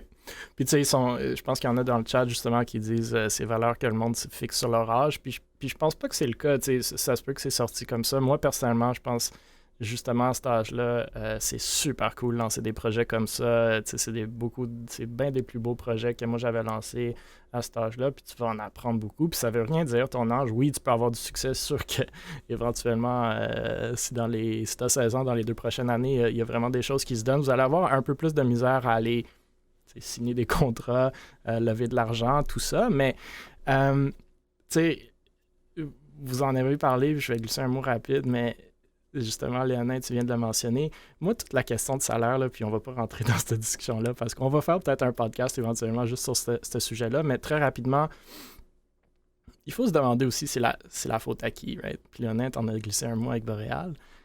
Est-ce que c'est réellement la faute des joueurs qui se disent ben je veux un salaire, sinon ben ça me sert à rien d'être dans une org? Puis ils ont peut-être raison, surtout à Fortnite. Ou c'est-tu la faute aux orgs que justement payent des joueurs, incluant des équipes que nous on a eues, que je vous garantis, c'est des super bons joueurs, ils jouent vraiment bien, ils sont sympathiques, mais ils valent pas de l'argent parce qu'ils rapportent pas de la valeur réellement, qui se font offrir de l'argent. Puis il y a du monde dans le chat aussi qui sont là-dedans. Là. Est-ce que c'est de la faute à ce monde-là d'enfler les têtes à ces joueurs-là pour croire en réalité? Puis là, je parle de la NACL, je pense qu'il y a même du monde de Rainbow Six dans le chat, qui se pense qu'ils valent 1000 $ par mois, par joueur. Mais la valeur que tu ramènes à ta org, c'est quoi? Bref, mon dernier point là-dessus, puis vraiment, on va pas rentrer dans ce sujet-là parce que c'est un long sujet, puis le temps commence à filer, puis on est déjà à 9h, mais mon dernier point là-dessus, c'est moi, ce que j'aimerais, puis je suis tout à fait d'accord avec toi, Léonin, puis Yannick, puis la semaine dernière, c'est j'aimerais que le monde rentre dans des orgs en voulant faire grandir le projet, pas en essayant d'en retirer dès le début. Ah ouais, paye-moi, puis je rentre. Non, veux-tu faire grandir ce projet-là avec moi? Il y a plein d'orgs intéressantes qui font justement rentrer avec nous, on vous donne des actions, fine, ici, c'est sûrement pas des structures légales, mais on vous donne des actions, vous êtes vraiment des partenaires dans cette affaire-là, Puis on va tous en profiter si on peut faire grandir. Après, si tu payes des mercenaires 500$ par mois, puis je te le dis, ça va durer 3 mois, puis tu vas plus avoir d'argent, surtout à cet âge-là, que les a mentionnés du monde de Fortnite qui avaient des orgs, utilisaient l'argent de leurs parents sans qu'ils le sachent, fait qu'ils ont fermé. Bref. Puis ça, c'est un message aux orgs aussi, guys. Arrêtez de payer votre monde si vous n'êtes pas capable de le monétiser. Ça revient à Tienne. Là. Lui, il charge 1500, 2000 pour son programme, mais il y a de la valeur là-dedans, OK? C'est toujours une question de valeur. Bref, on va faire un podcast là-dessus éventuellement. C'est vraiment un sujet super intéressant qui sans fin, mais peut-être on va tout se prendre des guerres, on va mettre 8 personnes dans un podcast et on va parler pendant 6 heures. Là. Ah, puis oh my god. Okay, je vais passer au prochain sujet parce qu'on va plus en terminer. Ouais, vas-y. Rapide. Pour les boys, quand je startais, là, pour vrai, les réseaux sociaux, là, j'en ai fait des erreurs, puis j'en ai fait. Pour ceux qui le savent, là, j'ai fait des niaiseries avec du poivre en stream. J'ai vu des affaires qu'il fallait pas sur Twitter. J'ai tout fait. Puis pour vrai, là, faites attention à ce que vous dites parce que ça va tout le temps vous revenir. Si vous dites par exemple, les owners des teams qui disent les N-words en 2016, on est parti ces années à ce soir. Là. Fait que 2016, puis qu'en 2022, tu startes une team, mais il y en a un qui a un screenshot qui t'a dit ça, je te garantis que ça t'a rien en face, c'est sûr à 100%. Fait que, puis après ça, là, vous faites un post, mettons, avec la team Hyde, mais en dessous, je vois les 3 owners qui s'estinent avec un jeune qui dit que sa team c'est de la merde, puis les 3 owners se battent avec. C'est comme. Moi, c'est un message c'est un message à beaucoup de monde sur les médias sociaux. Retenez-vous, surtout si vous représentez une organisation, une équipe. Là. Retenez-vous, je le fais souvent. Je sais que le monde me pointe du doigt souvent. Ah, réponds, on veut du drama. Mais pensez un peu plus large. Là, je vais faire mon vieux père, whatever. Là, mais pensez un peu plus large. Sérieusement, si vous voulez faire des vraies affaires, regardez ce que Mirage font. Regardez ce que les vraies organisations font. Que c'est des business qui ont réussi ou qui réussissent. Et c'est pas du petty drama parce que quelqu'un a dit qu'il t'aimait pas. Bref, le prochain sujet, Virtual, encore une fois on parle de Virtual. Donc Virtual avait annoncé le 7 janvier dernier un nouveau roster duquel on a parlé. C'était, si je me souviens bien, Kirby, BLT, Kromsky et Dak. Le 16 janvier, comme vous voyez à l'écran, ils ont annoncé un nouveau roster de Rocket League. Rahim, Skyboy, Emura et Milk. Donc, le premier roster, si je ne me trompe pas, c'est des Québécois. Celui-ci, ça ne l'est pas. Peut-être un Canadien, Québécois, pas certain pour Rahmin. Puis le 17 janvier, ils disent que leur premier roster a quitté. Donc, malheureusement, ils ont l'air d'avoir perdu leur roster québécois. Bref, je tenais à le souligner. Encore une fois, c'est des choses normales. On perd des rosters, il y a du monde qui rentre. On vient de parler de Willex et Carmos chez Able. Mais je tenais quand même à le souligner. Puis dans la même veine d'idées, on va quand même parler de Team Alpha One. Puis justement, je pense qu'un des owners m'a envoyé un message puis dit on n'est pas assez reconnu dans la scène québécoise. Je pense justement Explo, tu avais même répondu, si je ne me trompe pas. Ouais. Donc, c'est une organisation avec des fondateurs, ou du moins 2 fondateurs, si je ne me trompe pas, québécois. C'est pas nécessairement des joueurs québécois, je suis pas certain, mais je le pense pas. Mais eux aussi, une nouvelle équipe de Rocket League. Donc, je suis certain que le podcast de RLQC va en parler. Je sais pas, messieurs, si vous avez quelque chose de pertinent à dire, sinon on peut changer de sujet, mais je tenais quand même à le souligner. Là. Je sais pas, Explo, si tu les connais un peu, si tu veux glisser un mot. Moi, j'ai rencontré Lockwall quand j'étais allé au tournoi pour ceux qui connaissent un petit peu Warzone, de Hobu, qui a fait un tournoi, dans le fond, au eSports Central. Je suis allé là il y a 3 semaines, peut-être, un mois, un petit peu plus, en tout cas à peu près ça. Puis pour vrai, j'ai rencontré Lockwall, qui est un des owners de l'organisation, qui était là aussi. Puis tout ce que j'ai à dire, c'est vraiment un bon Jack. Le gars, il est très motivé à ce qu'il fait. Fait que, tu sais, on s'entend des fois, des projets, c'est jamais, en fait, simple à starter. C'est jamais simple à entretenir non plus. Fait que je pense qu'il fait de la belle job. Puis, tu sais, j'ai dit, lance-toi, fais quelque chose, tu sais, parce que je sais qu'il essayait de promouvoir beaucoup A1, mais sans vraiment gros projet en arrière qui pouvait backer son promote, en fait, je peux dire ça. Fait que là, tu sais, je vois un petit peu qu'ils font des moves, puis ils essaient d'aller chercher des rosters. Je trouve ça super pour eux, puis je suis bien content. Ben content de voir qu'ils font des moves encore, puis qu'ils essaient de revive ça un peu, parce que je sais que c'était gros dans le temps de Nobu, il y a peut-être 3-4 ans. Puis ils ont essayé de revive. Là, ça a l'air d'être parti un peu. Fait que, en tout cas, je suis content de voir encore de l'évolution de ce côté-là. Pas si toi, Léonin, tu connaissais A1 un peu dans le temps. Je sais que c'était un petit peu Ça fait quand même longtemps qu'ils sont là, Alpha A1, One. Alpha One GG, ouais. Ben, je sais qu'il y Ben avait moi, un je autre les Twitter connaissais pas avant. non plus. Je pense que c'était une autre équipe avant, là, parce que j'ai même vu que je les followais, mais je me souvenais pas d'avoir follow Alpha One. Fait que peut-être qu'ils ont changé de nom.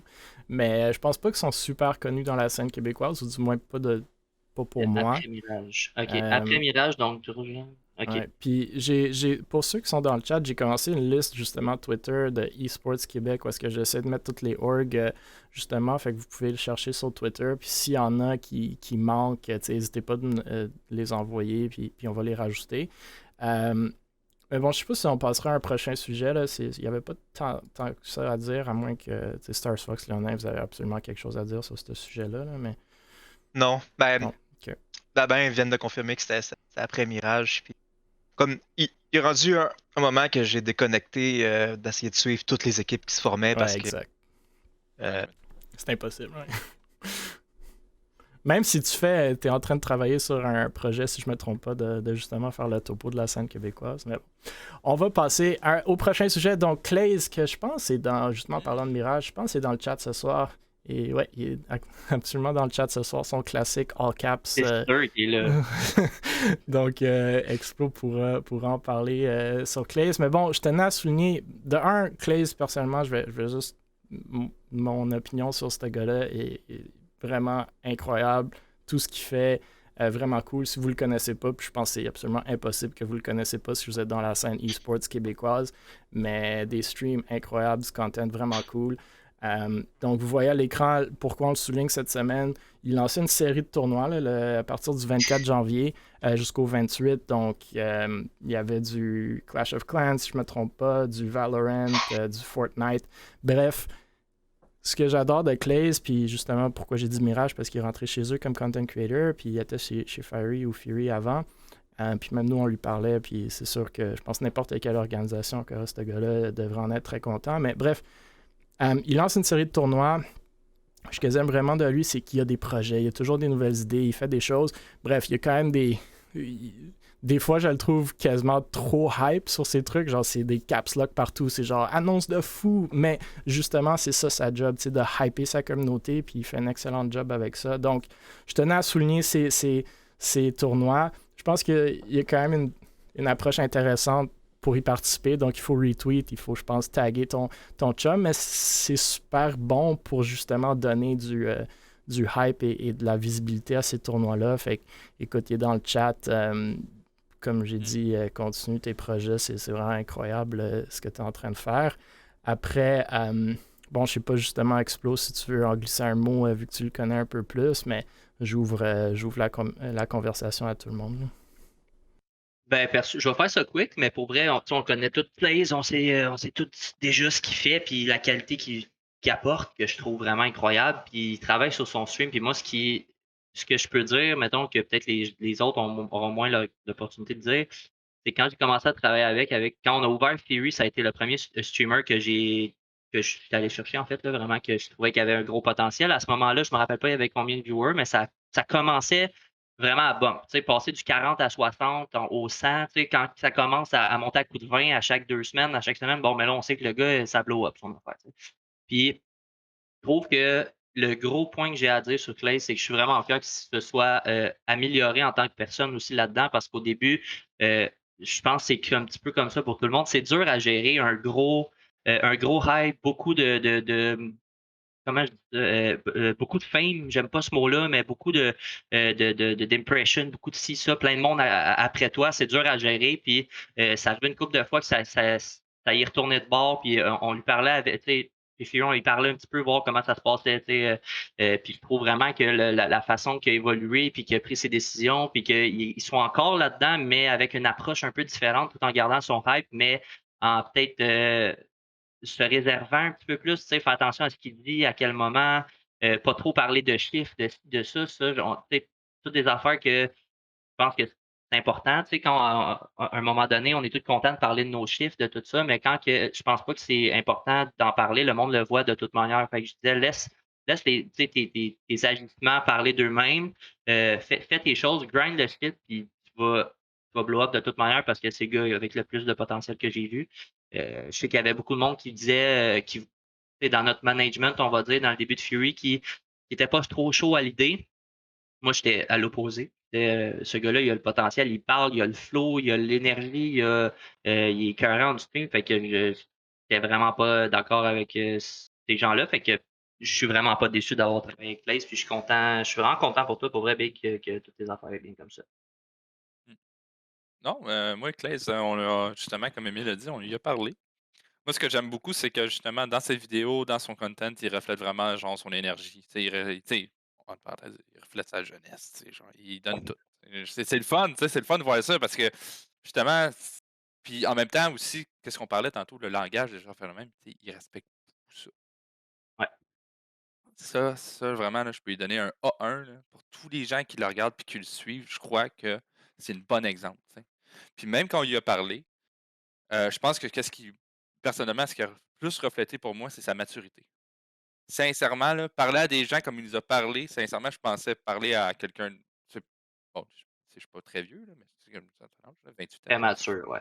C'est très mature. Genre, je parlais à quelqu'un de mon âge. Donc, non, sincèrement, moi, je lui dis juste good job, puis qu'il continue comme ça. Personnellement, s'il continue sur ce lancé-là, dans une couple d'années, on va le voir dans les tops. Il va peut-être être avec Solari. Who knows? Non, mais. Sur la web TV. Ouais. Ouais, c'est ça, il va être c'est le futur Squeezie du Québec. Excellent.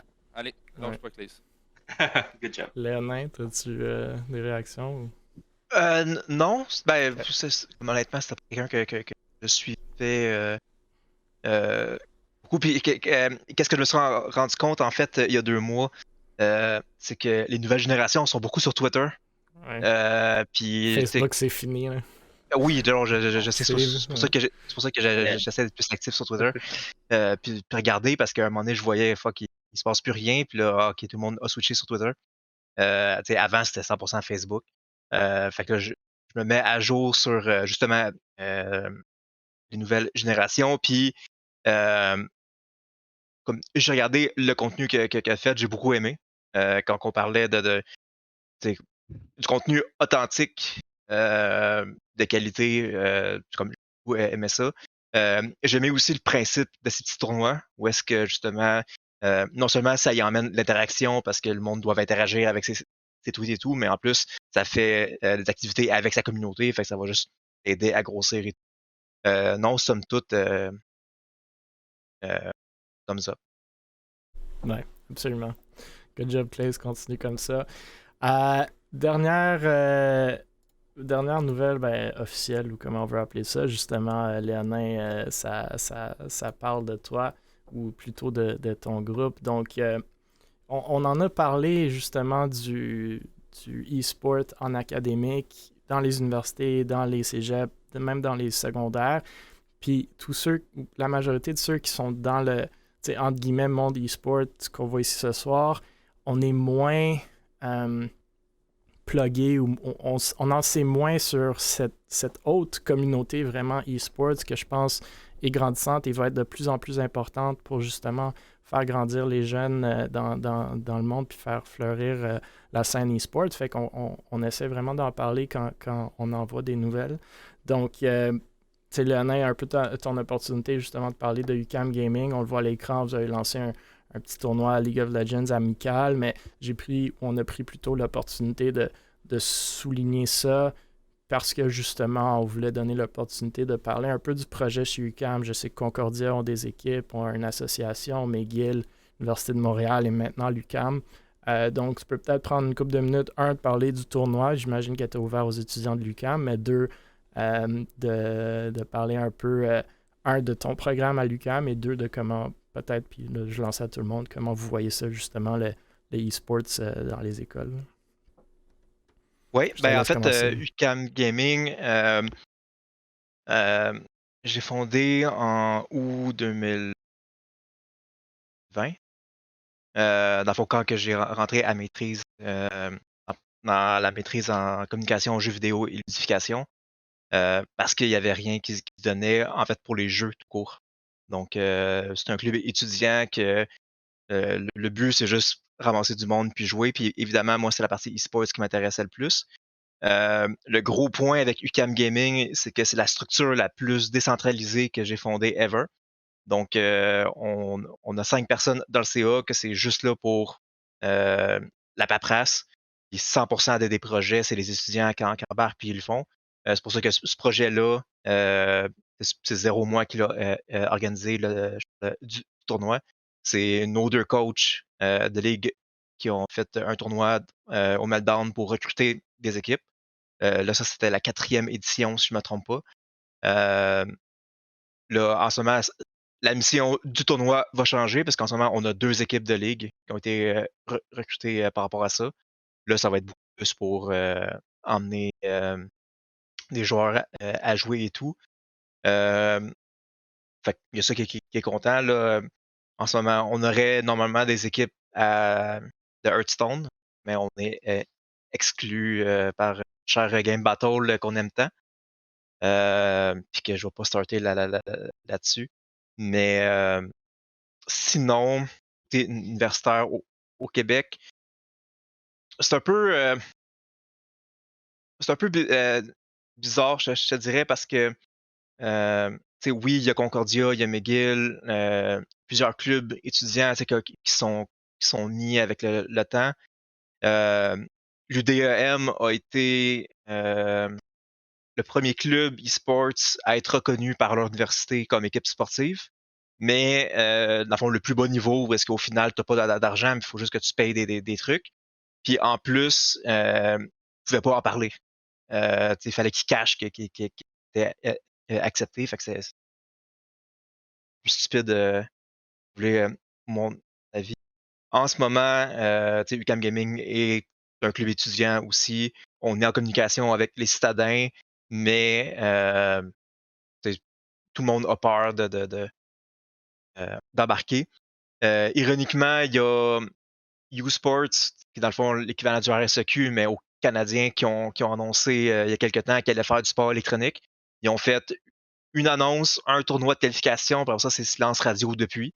Puis ça date de il y a 2 sessions.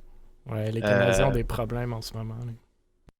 Puis fait que c'est ça. Mais sinon, c'est à peu près ça que je pourrais dire pour résumer la scène universitaire. Cool. Merci du background que, comme je te dis, je pense que plusieurs personnes ne connaissent pas. Je sais pas si Explode Stars Fox, Stars Fox, on en a peut-être déjà parlé sur d'autres podcasts, mais n'hésitez pas si vous avez d'autres réactions là-dessus. Ben, moi, je t'ai entendu, tu as parlé de Game Battle. Ouais. OK, puis ça, c'est dans le fond pour organiser vos tournois ou vos Ben, ce qu'il disait, dans le fond, games, c'est qu'il y a des comme Blizzard, des Game Battles, qui laissent pas Ouais. des joueurs québécois compétitionner. Puis ça, on en a Non, parlé la semaine dernière sur le podcast un peu, mais à cause qu'ils voient encore ça comme étant régie. Gambling. Ouais, régie par la régie qui l'Auto-Québec / la régie des jeux. Ouais. Puis qui forcerait le monde à payer des frais, etc.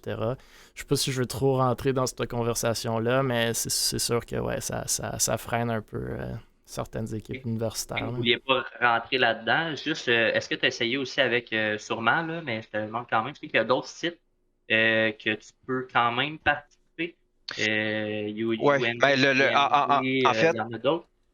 En fait, le problème, surtout avec l'exclusion, que ça va faire des années et des années et des années que je me bats contre ça, lorsque Activision Blizzard ont acheté MLG, il y a quelques années, ils ont tout centralisé leur circuit professionnel puis leur Path to Pro sur MLG/Game Battle.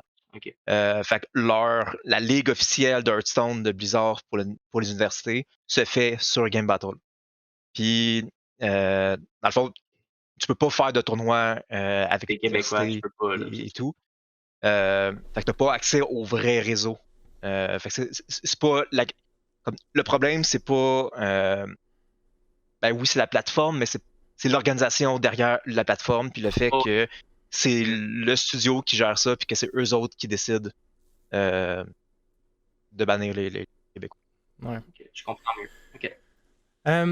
Fait qu'écoutez, ça fait les sujets officiels, entre guillemets, pour cette semaine. Il y avait quelques questions cette fois-ci dans le chat. La première, je pense, venait de Zopix qui voulait qu'on parle un peu d'un sujet qu'on a parlé lors du premier podcast, si je ne me trompe pas, donc eSports Central, qu'on disait qu'il avait embauché une directrice de eSports, Sarah, qu'il avait ensuite malheureusement mis à la porte dû aux politiques entourant la COVID. Bref, pour ceux que ça intéresse, Sarah est allée sur les médias sociaux et a dit... Elle avait organisé un tournoi de Call of Duty là-bas. Il avait dit que justement les gagnants n'avaient pas reçu leur argent, du moins quand elle a posté ça il y a quelques jours.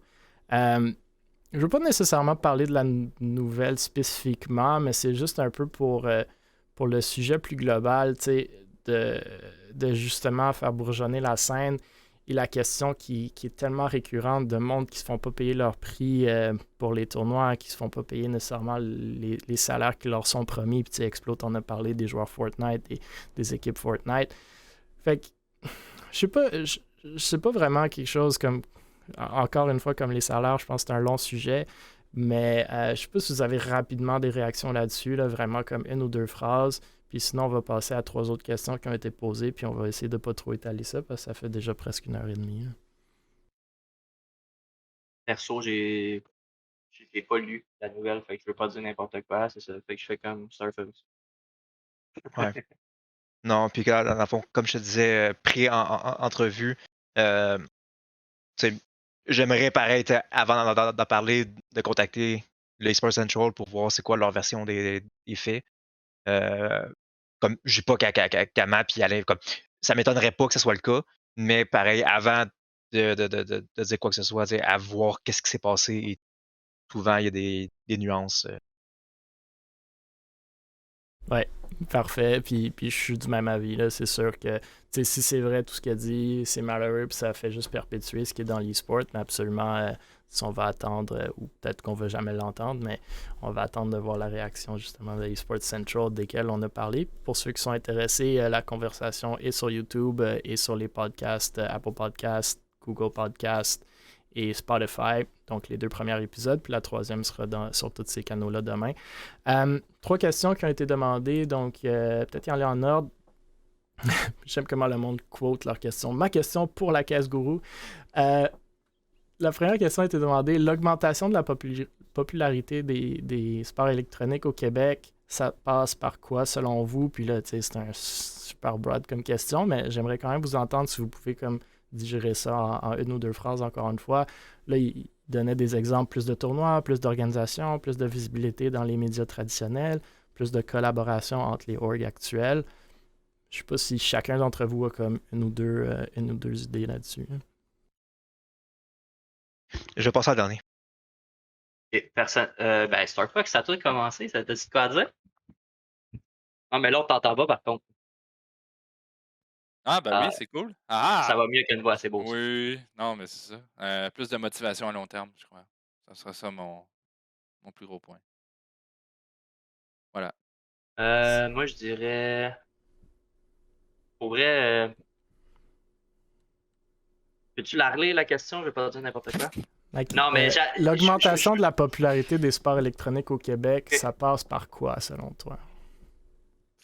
Je pense que ça se peut-tu que je dirais peut-être que le COVID il a aidé beaucoup. Ouais, c'est drôle comme réponse, mais je suis d'accord. Ouais, je dirais que le COVID a comme conclu, on va dire, vraiment amené le petit coup de pied dans le. Je peux dire ça de même, qui manquait peut-être. Il y a vraiment une plus grosse concentration de joueurs puis de spectateurs. Il y a vraiment beaucoup de personnes qui étaient encabanées chez eux. Fait que, tu sais, à un moment donné, regarder Netflix, ça devient long. Fait on se dit, bon, je vais recommencer à jouer aux vieux jeux, jouer sur Xbox. Ah, crime, même mon chum, il joue sur PC, il m'a acheté un PC. Là, tu sais, de plus en plus, tu regardes des streams, tu regardes des sur Facebook, tu regardes, comme, mettons, Dr. Bird, que je connais un petit peu, qui est sur Facebook, qui a beaucoup de views. Lui, il stream bon là-dessus. OK, hey, crime, il est fort, Warzone, ce gars-là. OK, je vais recommencer à jouer, là, aussi. Fait que, tu sais, ça a juste comme aidé le monde à vraiment se concentrer puis mettre plus de temps sur ça. Puis ça, je pense pas que c'est la seule chose, mais je pense que le COVID, depuis 3 ans, j'ai comme vu une grosse expansion, beaucoup de monde arrivé que comme d'un coup, mettons. Fait que moi, ça serait la COVID là, que je pense. Ouais. Moi, avant que François y aille en dernier, Honnêtement, je pense malheureusement ou heureusement, la réponse c'est juste le temps. Honnêtement, c'est juste le temps. On est un peu en arrière comme toujours. Pas nécessairement le Québec, Canada aussi, des États-Unis, de l'Europe, encore plus de l'Asie pour ce qui est des sports électroniques. Euh, Puis quand je dis le temps, c'est que les nouvelles générations, puis c'est les conversations que nous, on a avec nos partenaires en termes d'éducation, tout le temps. Les nouvelles générations n'ont pas le câble, digèrent leurs médias, leur entertainment sur Twitch, sur YouTube, sur TikTok maintenant. Fait qu'avec la maturation de ces générations-là, les gens, les business avec l'argent, d'où l'argent va venir en premier ou les gros argents vont venir en premier, vont commencer à le comprendre. On le voit, les universités commencent à rentrer là-dedans. Ça va être des varsity teams bientôt, ça va augmenter leur taux d'enregistrement. On voit que les équipes de sport traditionnelles, les Nets, tu l'as mentionné, les Canadiens, déjà, avoir des petits projets fine qui fail, mais on commence à le voir. Ils ont investi en Ontario, malheureusement, mais en Ontario avec nos amis des Defiant. Fait que ces compagnies-là vont commencer à investir. On l'a vu avec Guru, ils veulent s'investir dans l'e-sport. Ils sont avec nous, ils sont avec Parabellum en Ontario, un peu avec Ducky eSport aussi. Fait que vraiment juste le temps, puis si le message est envoyé à tout le monde qui sont dans la communauté eSports Québec, oui, je suis d'accord, il faut travailler ensemble, il faut faire, mettre de l'avant la scène, puis penser business, un peu plus business sur tous nos projets, mais créer du hype comme le monde, comme Clays, ça aide énormément, mais je ne veux pas m'étaler là-dessus. Vas-y, le nain. Ouais, ben, déjà, de base, sur la prémisse que le Québec est en retard par rapport au reste du monde, je suis fondamentalement en désaccord avec ça. Peut-être pas D'après la moi, ça. scène, mais l'argent est en retard. Là. On s'entend. Les universités sont en retard, puis les business sont en retard. Encore là, c'est extrêmement relatif parce que, Fair. tu sais, une université. Parce que quand on se compare souvent avec les États-Unis, tu sais, par exemple, on voit, OK, il y avait, je sais pas, une vingtaine d'universités qui faisaient du sport il y a une couple d'années. Mais la population des États-Unis est, je ne me rappelle plus combien de fois X, comme des centaines de fois plus nombreux, comme on est 8 millions, puis en Amérique du Nord, c'est 250, comme j'ai pas de mémoire sur le chiffre. Mais comme ça a de l'air euh, plus fort, plus développé ailleurs. Mais le commentaire que j'ai eu de chaque personne qui venait à Montréal, puis qui voyait justement, avant, il y avait le Nexus, le Meltdown en même temps, il y avait une café, puis quand ils voient l'écosystème, ils font Oh my god, je suis jaloux. Comme on n'a pas ça chez nous, des bars e-sports. Puis quand on monte justement le programme de sport-études qui ont en sport électronique, sont comme Ah, wow, comme nous autres, on prévoyait faire ça dans 2 ans. Euh, Même les équipes, on a gagné avec l'Université Laval euh, des tournois. On avait des équipes, c'est pas comme on n'a pas, par exemple, un Kraft qui a investi 30 millions pour une équipe. On n'a pas ce niveau-là, mais quand on parle de l'industrie globale, puis c'est pour ça justement que je suis en train d'écrire un article par rapport à ça, puis que je montre la scène, je veux prouver avec des chiffres qu'on n'est pas en retard. Puis que c'est souvent une vision qu'on compare le petit Québec comme un petit village à la grosse ville. Mais si on comparait le petit village au petit quartier partout, ben, on verrait que le petit village est extrêmement développé. Fait que ça, de un. De deux, je suis 100% d'accord avec toi, Émile, que c'est le temps. Définitivement, le temps, le monde en parle et tout. Le COVID a aidé au gaming en général, parce que le monde gamait et tout, mais a nuit au e-sports dans son ensemble.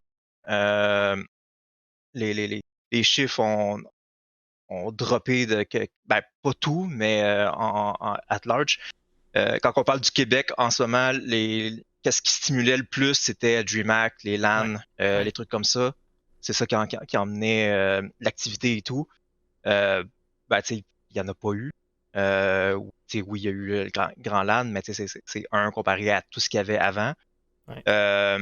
Puis, par exemple, dans scène pro, il y a eu beaucoup de transition vers le numérique, mais il n'y en a pas eu vraiment au Québec. Il y a Rocket League qui font des événements, Mamago Esports à Ligue, puis un petit peu partout, mais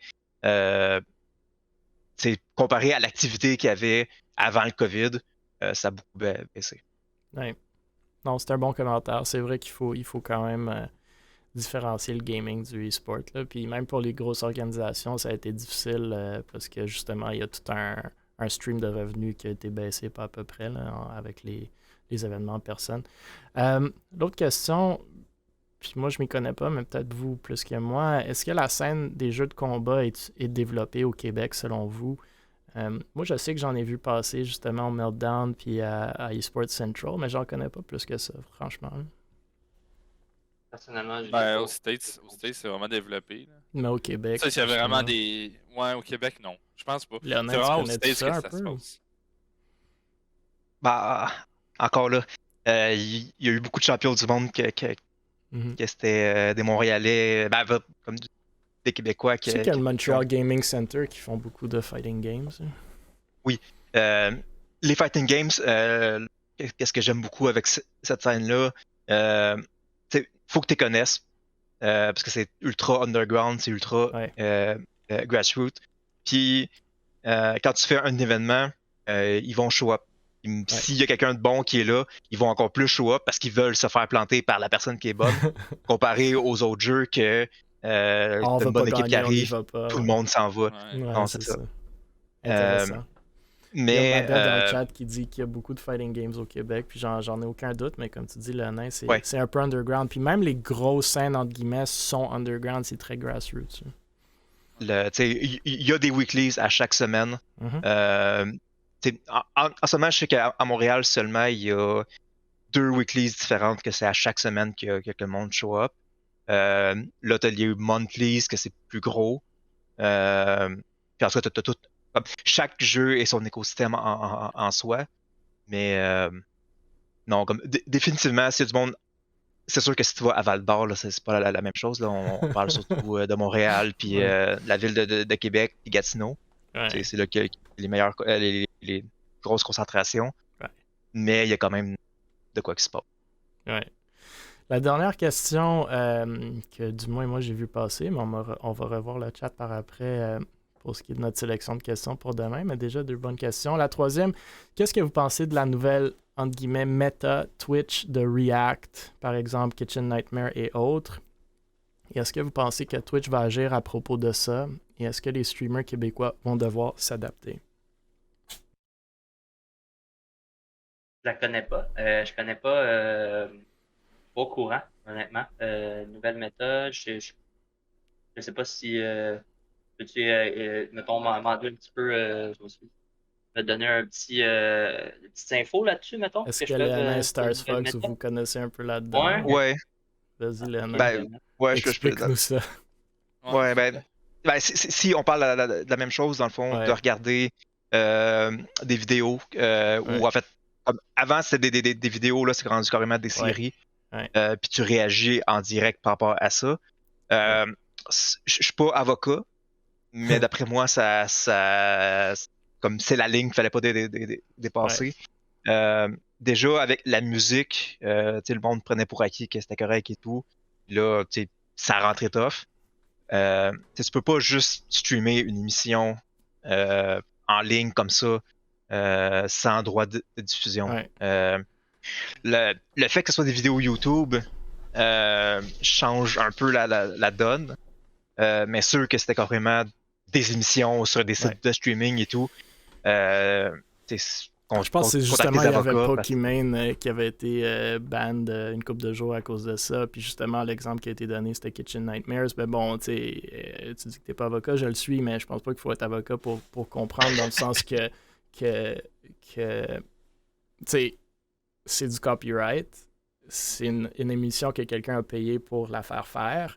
D'habitude vendue à des postes de câbles qu'il faut payer pour l'écouter. Genre, Kitchen Nightmares, à moins que je me trompe, tu peux pas l'écouter gratuitement, à moins que tu le fasses illégalement. Donc là est le problème. Après, comme tu as dit, Léonin, ça revient à la question de musique aussi. Là, sortant de mes bottes d'avocat, je pense qu'avec le temps, puis les jeux vidéo l'ont compris tôt, je pense qu'avec le temps, le monde va s'adapter. Fait que les web TV, on va beaucoup aller vers ça. parce que justement, les jeunes générations n'ont pas le câble, n'ont même pas de TV. Tu sais. Quand je dis que les jeux vidéo l'ont compris, c'est qu'en théorie, si vous lisez vos licences de jeux vidéo, d'habitude, vous n'avez pas le droit de streamer ces jeux vidéo-là, surtout si vous faites de l'argent dessus. Mais la majorité des compagnies de jeux vidéo ont compris que c'est du marketing incroyable. Même, ils sont allés aussi loin qu'Ubisoft et Fortnite qui lancent des millions de dollars, et Riot, bien entendu, des millions de dollars dans des compétitions de leurs jeux en perdant de l'argent sur ces trucs-là juste pour faire du marketing. Éventuellement, je pense que ça va peut-être devenir le cas avec la musique aussi. Je pense qu'il y a déjà certains artistes qui le font. Ils donnent leur musique, ils disent comme utilisez-la, c'est du non-copyright, je veux que le monde l'entende au plus possible pour que justement je me fasse connaître. Après, la monétisation derrière tout ça va évoluer avec le temps, puis c'est un peu la même question de comment est-ce que les org sports vont faire de l'argent. C'est super intéressant comme question, hyper difficile à répondre parce que je pense que personne n'a trouvé encore la réponse. Mais il va falloir être créatif avec nos revenus, comment faire de l'argent sur ces trucs-là. Puis je sais que pour venir au org des sports, on se colle beaucoup au sport traditionnel, mais c'est pas le même modèle, c'est pas les mêmes limitations, c'est pas les mêmes risques. Donc, il y a tout ça de prendre en compte. Puis je pense que ça revient à la question des React, à la question de Twitch en général. Est-ce que Twitch devrait commencer à payer des licences pour la musique, justement pour que leurs créateurs puissent les utiliser? Ils le font pour certaines musiques. Ils offrent des musiques que vous pouvez utiliser qui sont Twitch safe, entre guillemets. Est-ce qu'ils vont commencer à faire ça avec des émissions? Est-ce qu'il y a des émissions qui, justement, vont demander à des streamers de faire des React? Je pense que c'est quand même une bonne idée. Bref. Tout ça pour dire, avec le temps, je pense que ça va s'adapter, mais comme tu as dit, Lenin, pour l'instant, on a franchi un seuil que je sais pas c'est qui pensait que ça allait être correct, cette affaire-là, mais c'est clairement pas. Là. Donc, c'est comme si moi, j'ai le câble, j'écoute les Canadiens, puis je le stream sur Twitch en même temps. C'est sûr que je me fais shut down en dedans de 5 minutes. Là. De toute façon, on s'entend que c'était déjà illégal. Je sais que, si je ne me trompe pas, acheter l'FPS, puis met Occupation Double. Exact. Pokimane, qui est huge, c'est fait justement, je pense que c'était Attack on Titan qu'elle écoutait, ou je me souviens plus trop quoi, puis c'est une grosse nouvelle, 3 jours est banni, mais je suis comme, elle pensait quoi, tu sais? Ouais.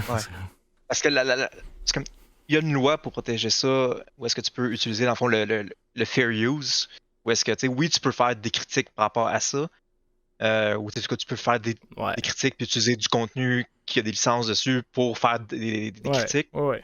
Puis là, la défense, c'est on réagit, donc on fait une critique en live, puis c'est une nouvelle façon de critiquer le contenu. Et on montre nos réactions. Est-ce que, comme rendu là, c'est un juge qui va trancher, malheureusement? Là? Ouais, moi je suis correct avec le fair use et les réactions, mais tu peux pas montrer une émission au complet. Là. Tu peux montrer des bits and bytes ou même parler de l'affaire, faire des. Parler de comment ça finit, fine, mais après... Ben bref, c'est une question super intéressante qui va, comme je vous dis, évoluer avec le temps, puis je pense que tous les marchés vont devoir commencer à s'adapter au virtuel. Puis tu sais, Explo t'a parlé de la COVID, mais ça a juste accéléré plein de ces questions-là, parce que justement, on a tous été forcés d'aller virtuel. Fait que c'est super cool, c'est vraiment des sujets vraiment intéressants. Pour ceux qui veulent aller en droit, je vous suggère de ne pas aller en droit, mais ça en particulier, c'est des questions qui peuvent être cool avec le temps. Messieurs, ça fait le tour pour la soirée. Puis encore une fois, on a fait 1h40. Il va vraiment falloir voir comment on peut accélérer les choses dans les prochains épisodes. Mais merci encore à tous. Est-ce que vous avez certains sujets ou shout-out, Explo, Léonin, Starsfox que vous voulez faire? Sinon, je peux fermer la chose. Coupe ça. Léonin, coupe ça. En fait, juste une chose... avec la Fondation des gardiens virtuels. Fait que si jamais vous avez besoin d'aide ou quoi que ce soit, que ça file pas, on a un serveur de Discord, venez nous parler, il y a des intervenants qui sont là. Et en fait, c'est juste ça. Donc, si vous ne sentez pas ou que ça... Comme... Je parle pas nécessairement de pensée suicidaire, je parle aussi ça file pas une journée, vous avez besoin de parler. Venez nous voir. Puis C'est quoi ça? Je m'excuse, as-tu le lien de ça ou moi je l'ai mis dans le chat, là, mais c'est la Fondation des gardiens virtuels, puis justement, c'est une très bonne plug parce que j'adore l'organisation. Il y a plein de monde, surtout en temps de COVID, puis là, surtout dans les jeunes qui ont en ce moment des problèmes. Quand je dis des problèmes, que ce soit important ou non important, des fois tu ne files pas, il te faut quelqu'un à qui parler. moi, ce que j'adore de la fondation, c'est que ça te permet de faire ça dans un milieu où tu es confortable. Tu es en gaming, tu es en e-sport, tu joues à des jeux, tu parles à du monde en même temps de whatever de ce que tu veux parler, que ce soit super, comme important ou même si tu penses que ça l'est pas, mais tu ne feels pas, allez-y. C'est vraiment incroyable comme projet, comme organisation de Léonin. Fait que, en plus, vous pouvez les supporter. Là. Vous avez le lien en bas de notre Twitch, justement, pour aller les supporter si vous voulez. Mais bon, ouais, super plug, puis on devrait en parler plus souvent, c'est absolument clair. Donc, encore une fois, merci à tout le monde. Désolé encore d'aller un peu loin, mais il y a tellement de nouvelles à chaque semaine, puis c'est vraiment cool. Moi, ça me montre juste qu'il y a tellement de projets au Québec, puis justement, la question a été très bonne, mais je pense que c'est juste le temps qu'il faut. Si on continue avec des projets comme ça, puis on fait en sorte que ça perdure, ça va être une scène super cool dans quelques mois, quelques semaines, quelques années. Mais encore, merci. #Jason Esports. Envoyez-nous vos nouvelles. On ne voit pas tout passer. Si vous êtes une organisation ou une équipe qu'on ne connaît pas nécessairement, envoyez-nous-le. Ou #Jason Esports. Donc, JASONS Esports. Comme j'ai dit, une des questions qui a été envoyée dans le chat ce soir va se mériter une caisse de 24 canettes de gourou, bien entendu. On va vous contacter en privé, mais on va le poster sur le Twitch, sur le Twitter, puis les autres médias sociaux d'Able Esports. Réagissez à la question. On veut vous entendre. Je sais qu'on est 4 ici, on parle pendant 1h30, mais on veut vous entendre aussi. Vous êtes dans le Twitch chat. Partagez vos opinions, partagez. Il faut juste parler, créer, mousser. Donc, encore une fois, je vais plugger le fait que vous pouvez retrouver tous les épisodes du podcast sur YouTube, sur Spotify, Apple Podcasts et Google Podcasts, bien entendu sur Twitch aussi. Abonnez-vous, partagez, likez, laissez vos commentaires. Le plus que ça grow, le plus qu'on jase, le plus qu'il y a une vraie communauté qui vient ensemble. Puis c'est ça, Jason Esports, faisons connaître nos projets, faisons rayonner toute notre scène et j'ai vraiment aucun doute qu'avec le temps, ça va exploser encore plus que ça l'est actuellement. Donc, merci messieurs, merci à tout le monde dans le chat. Merci beaucoup. Absolument. Puis on se revoit la semaine prochaine à la même heure, mais entre-temps, continuons de parler et de jaser. Ciao, ciao. Si tu fermes le stream, je recommanderais une chaîne à Raid. Ouais, vas-y. Il y a UCAM Gaming en ce moment qui sont en train de faire leur tournoi, justement. C'est quoi? C'est juste UCAM Gaming? En un mot? Ok, parfait. Ouais. On va faire ça. Je dis ça, de même. À ce qui paraît, ils sont bien sympathiques. Parfait. Bon, à plus tard, messieurs, dames. On se voit dans une semaine. Bye bye.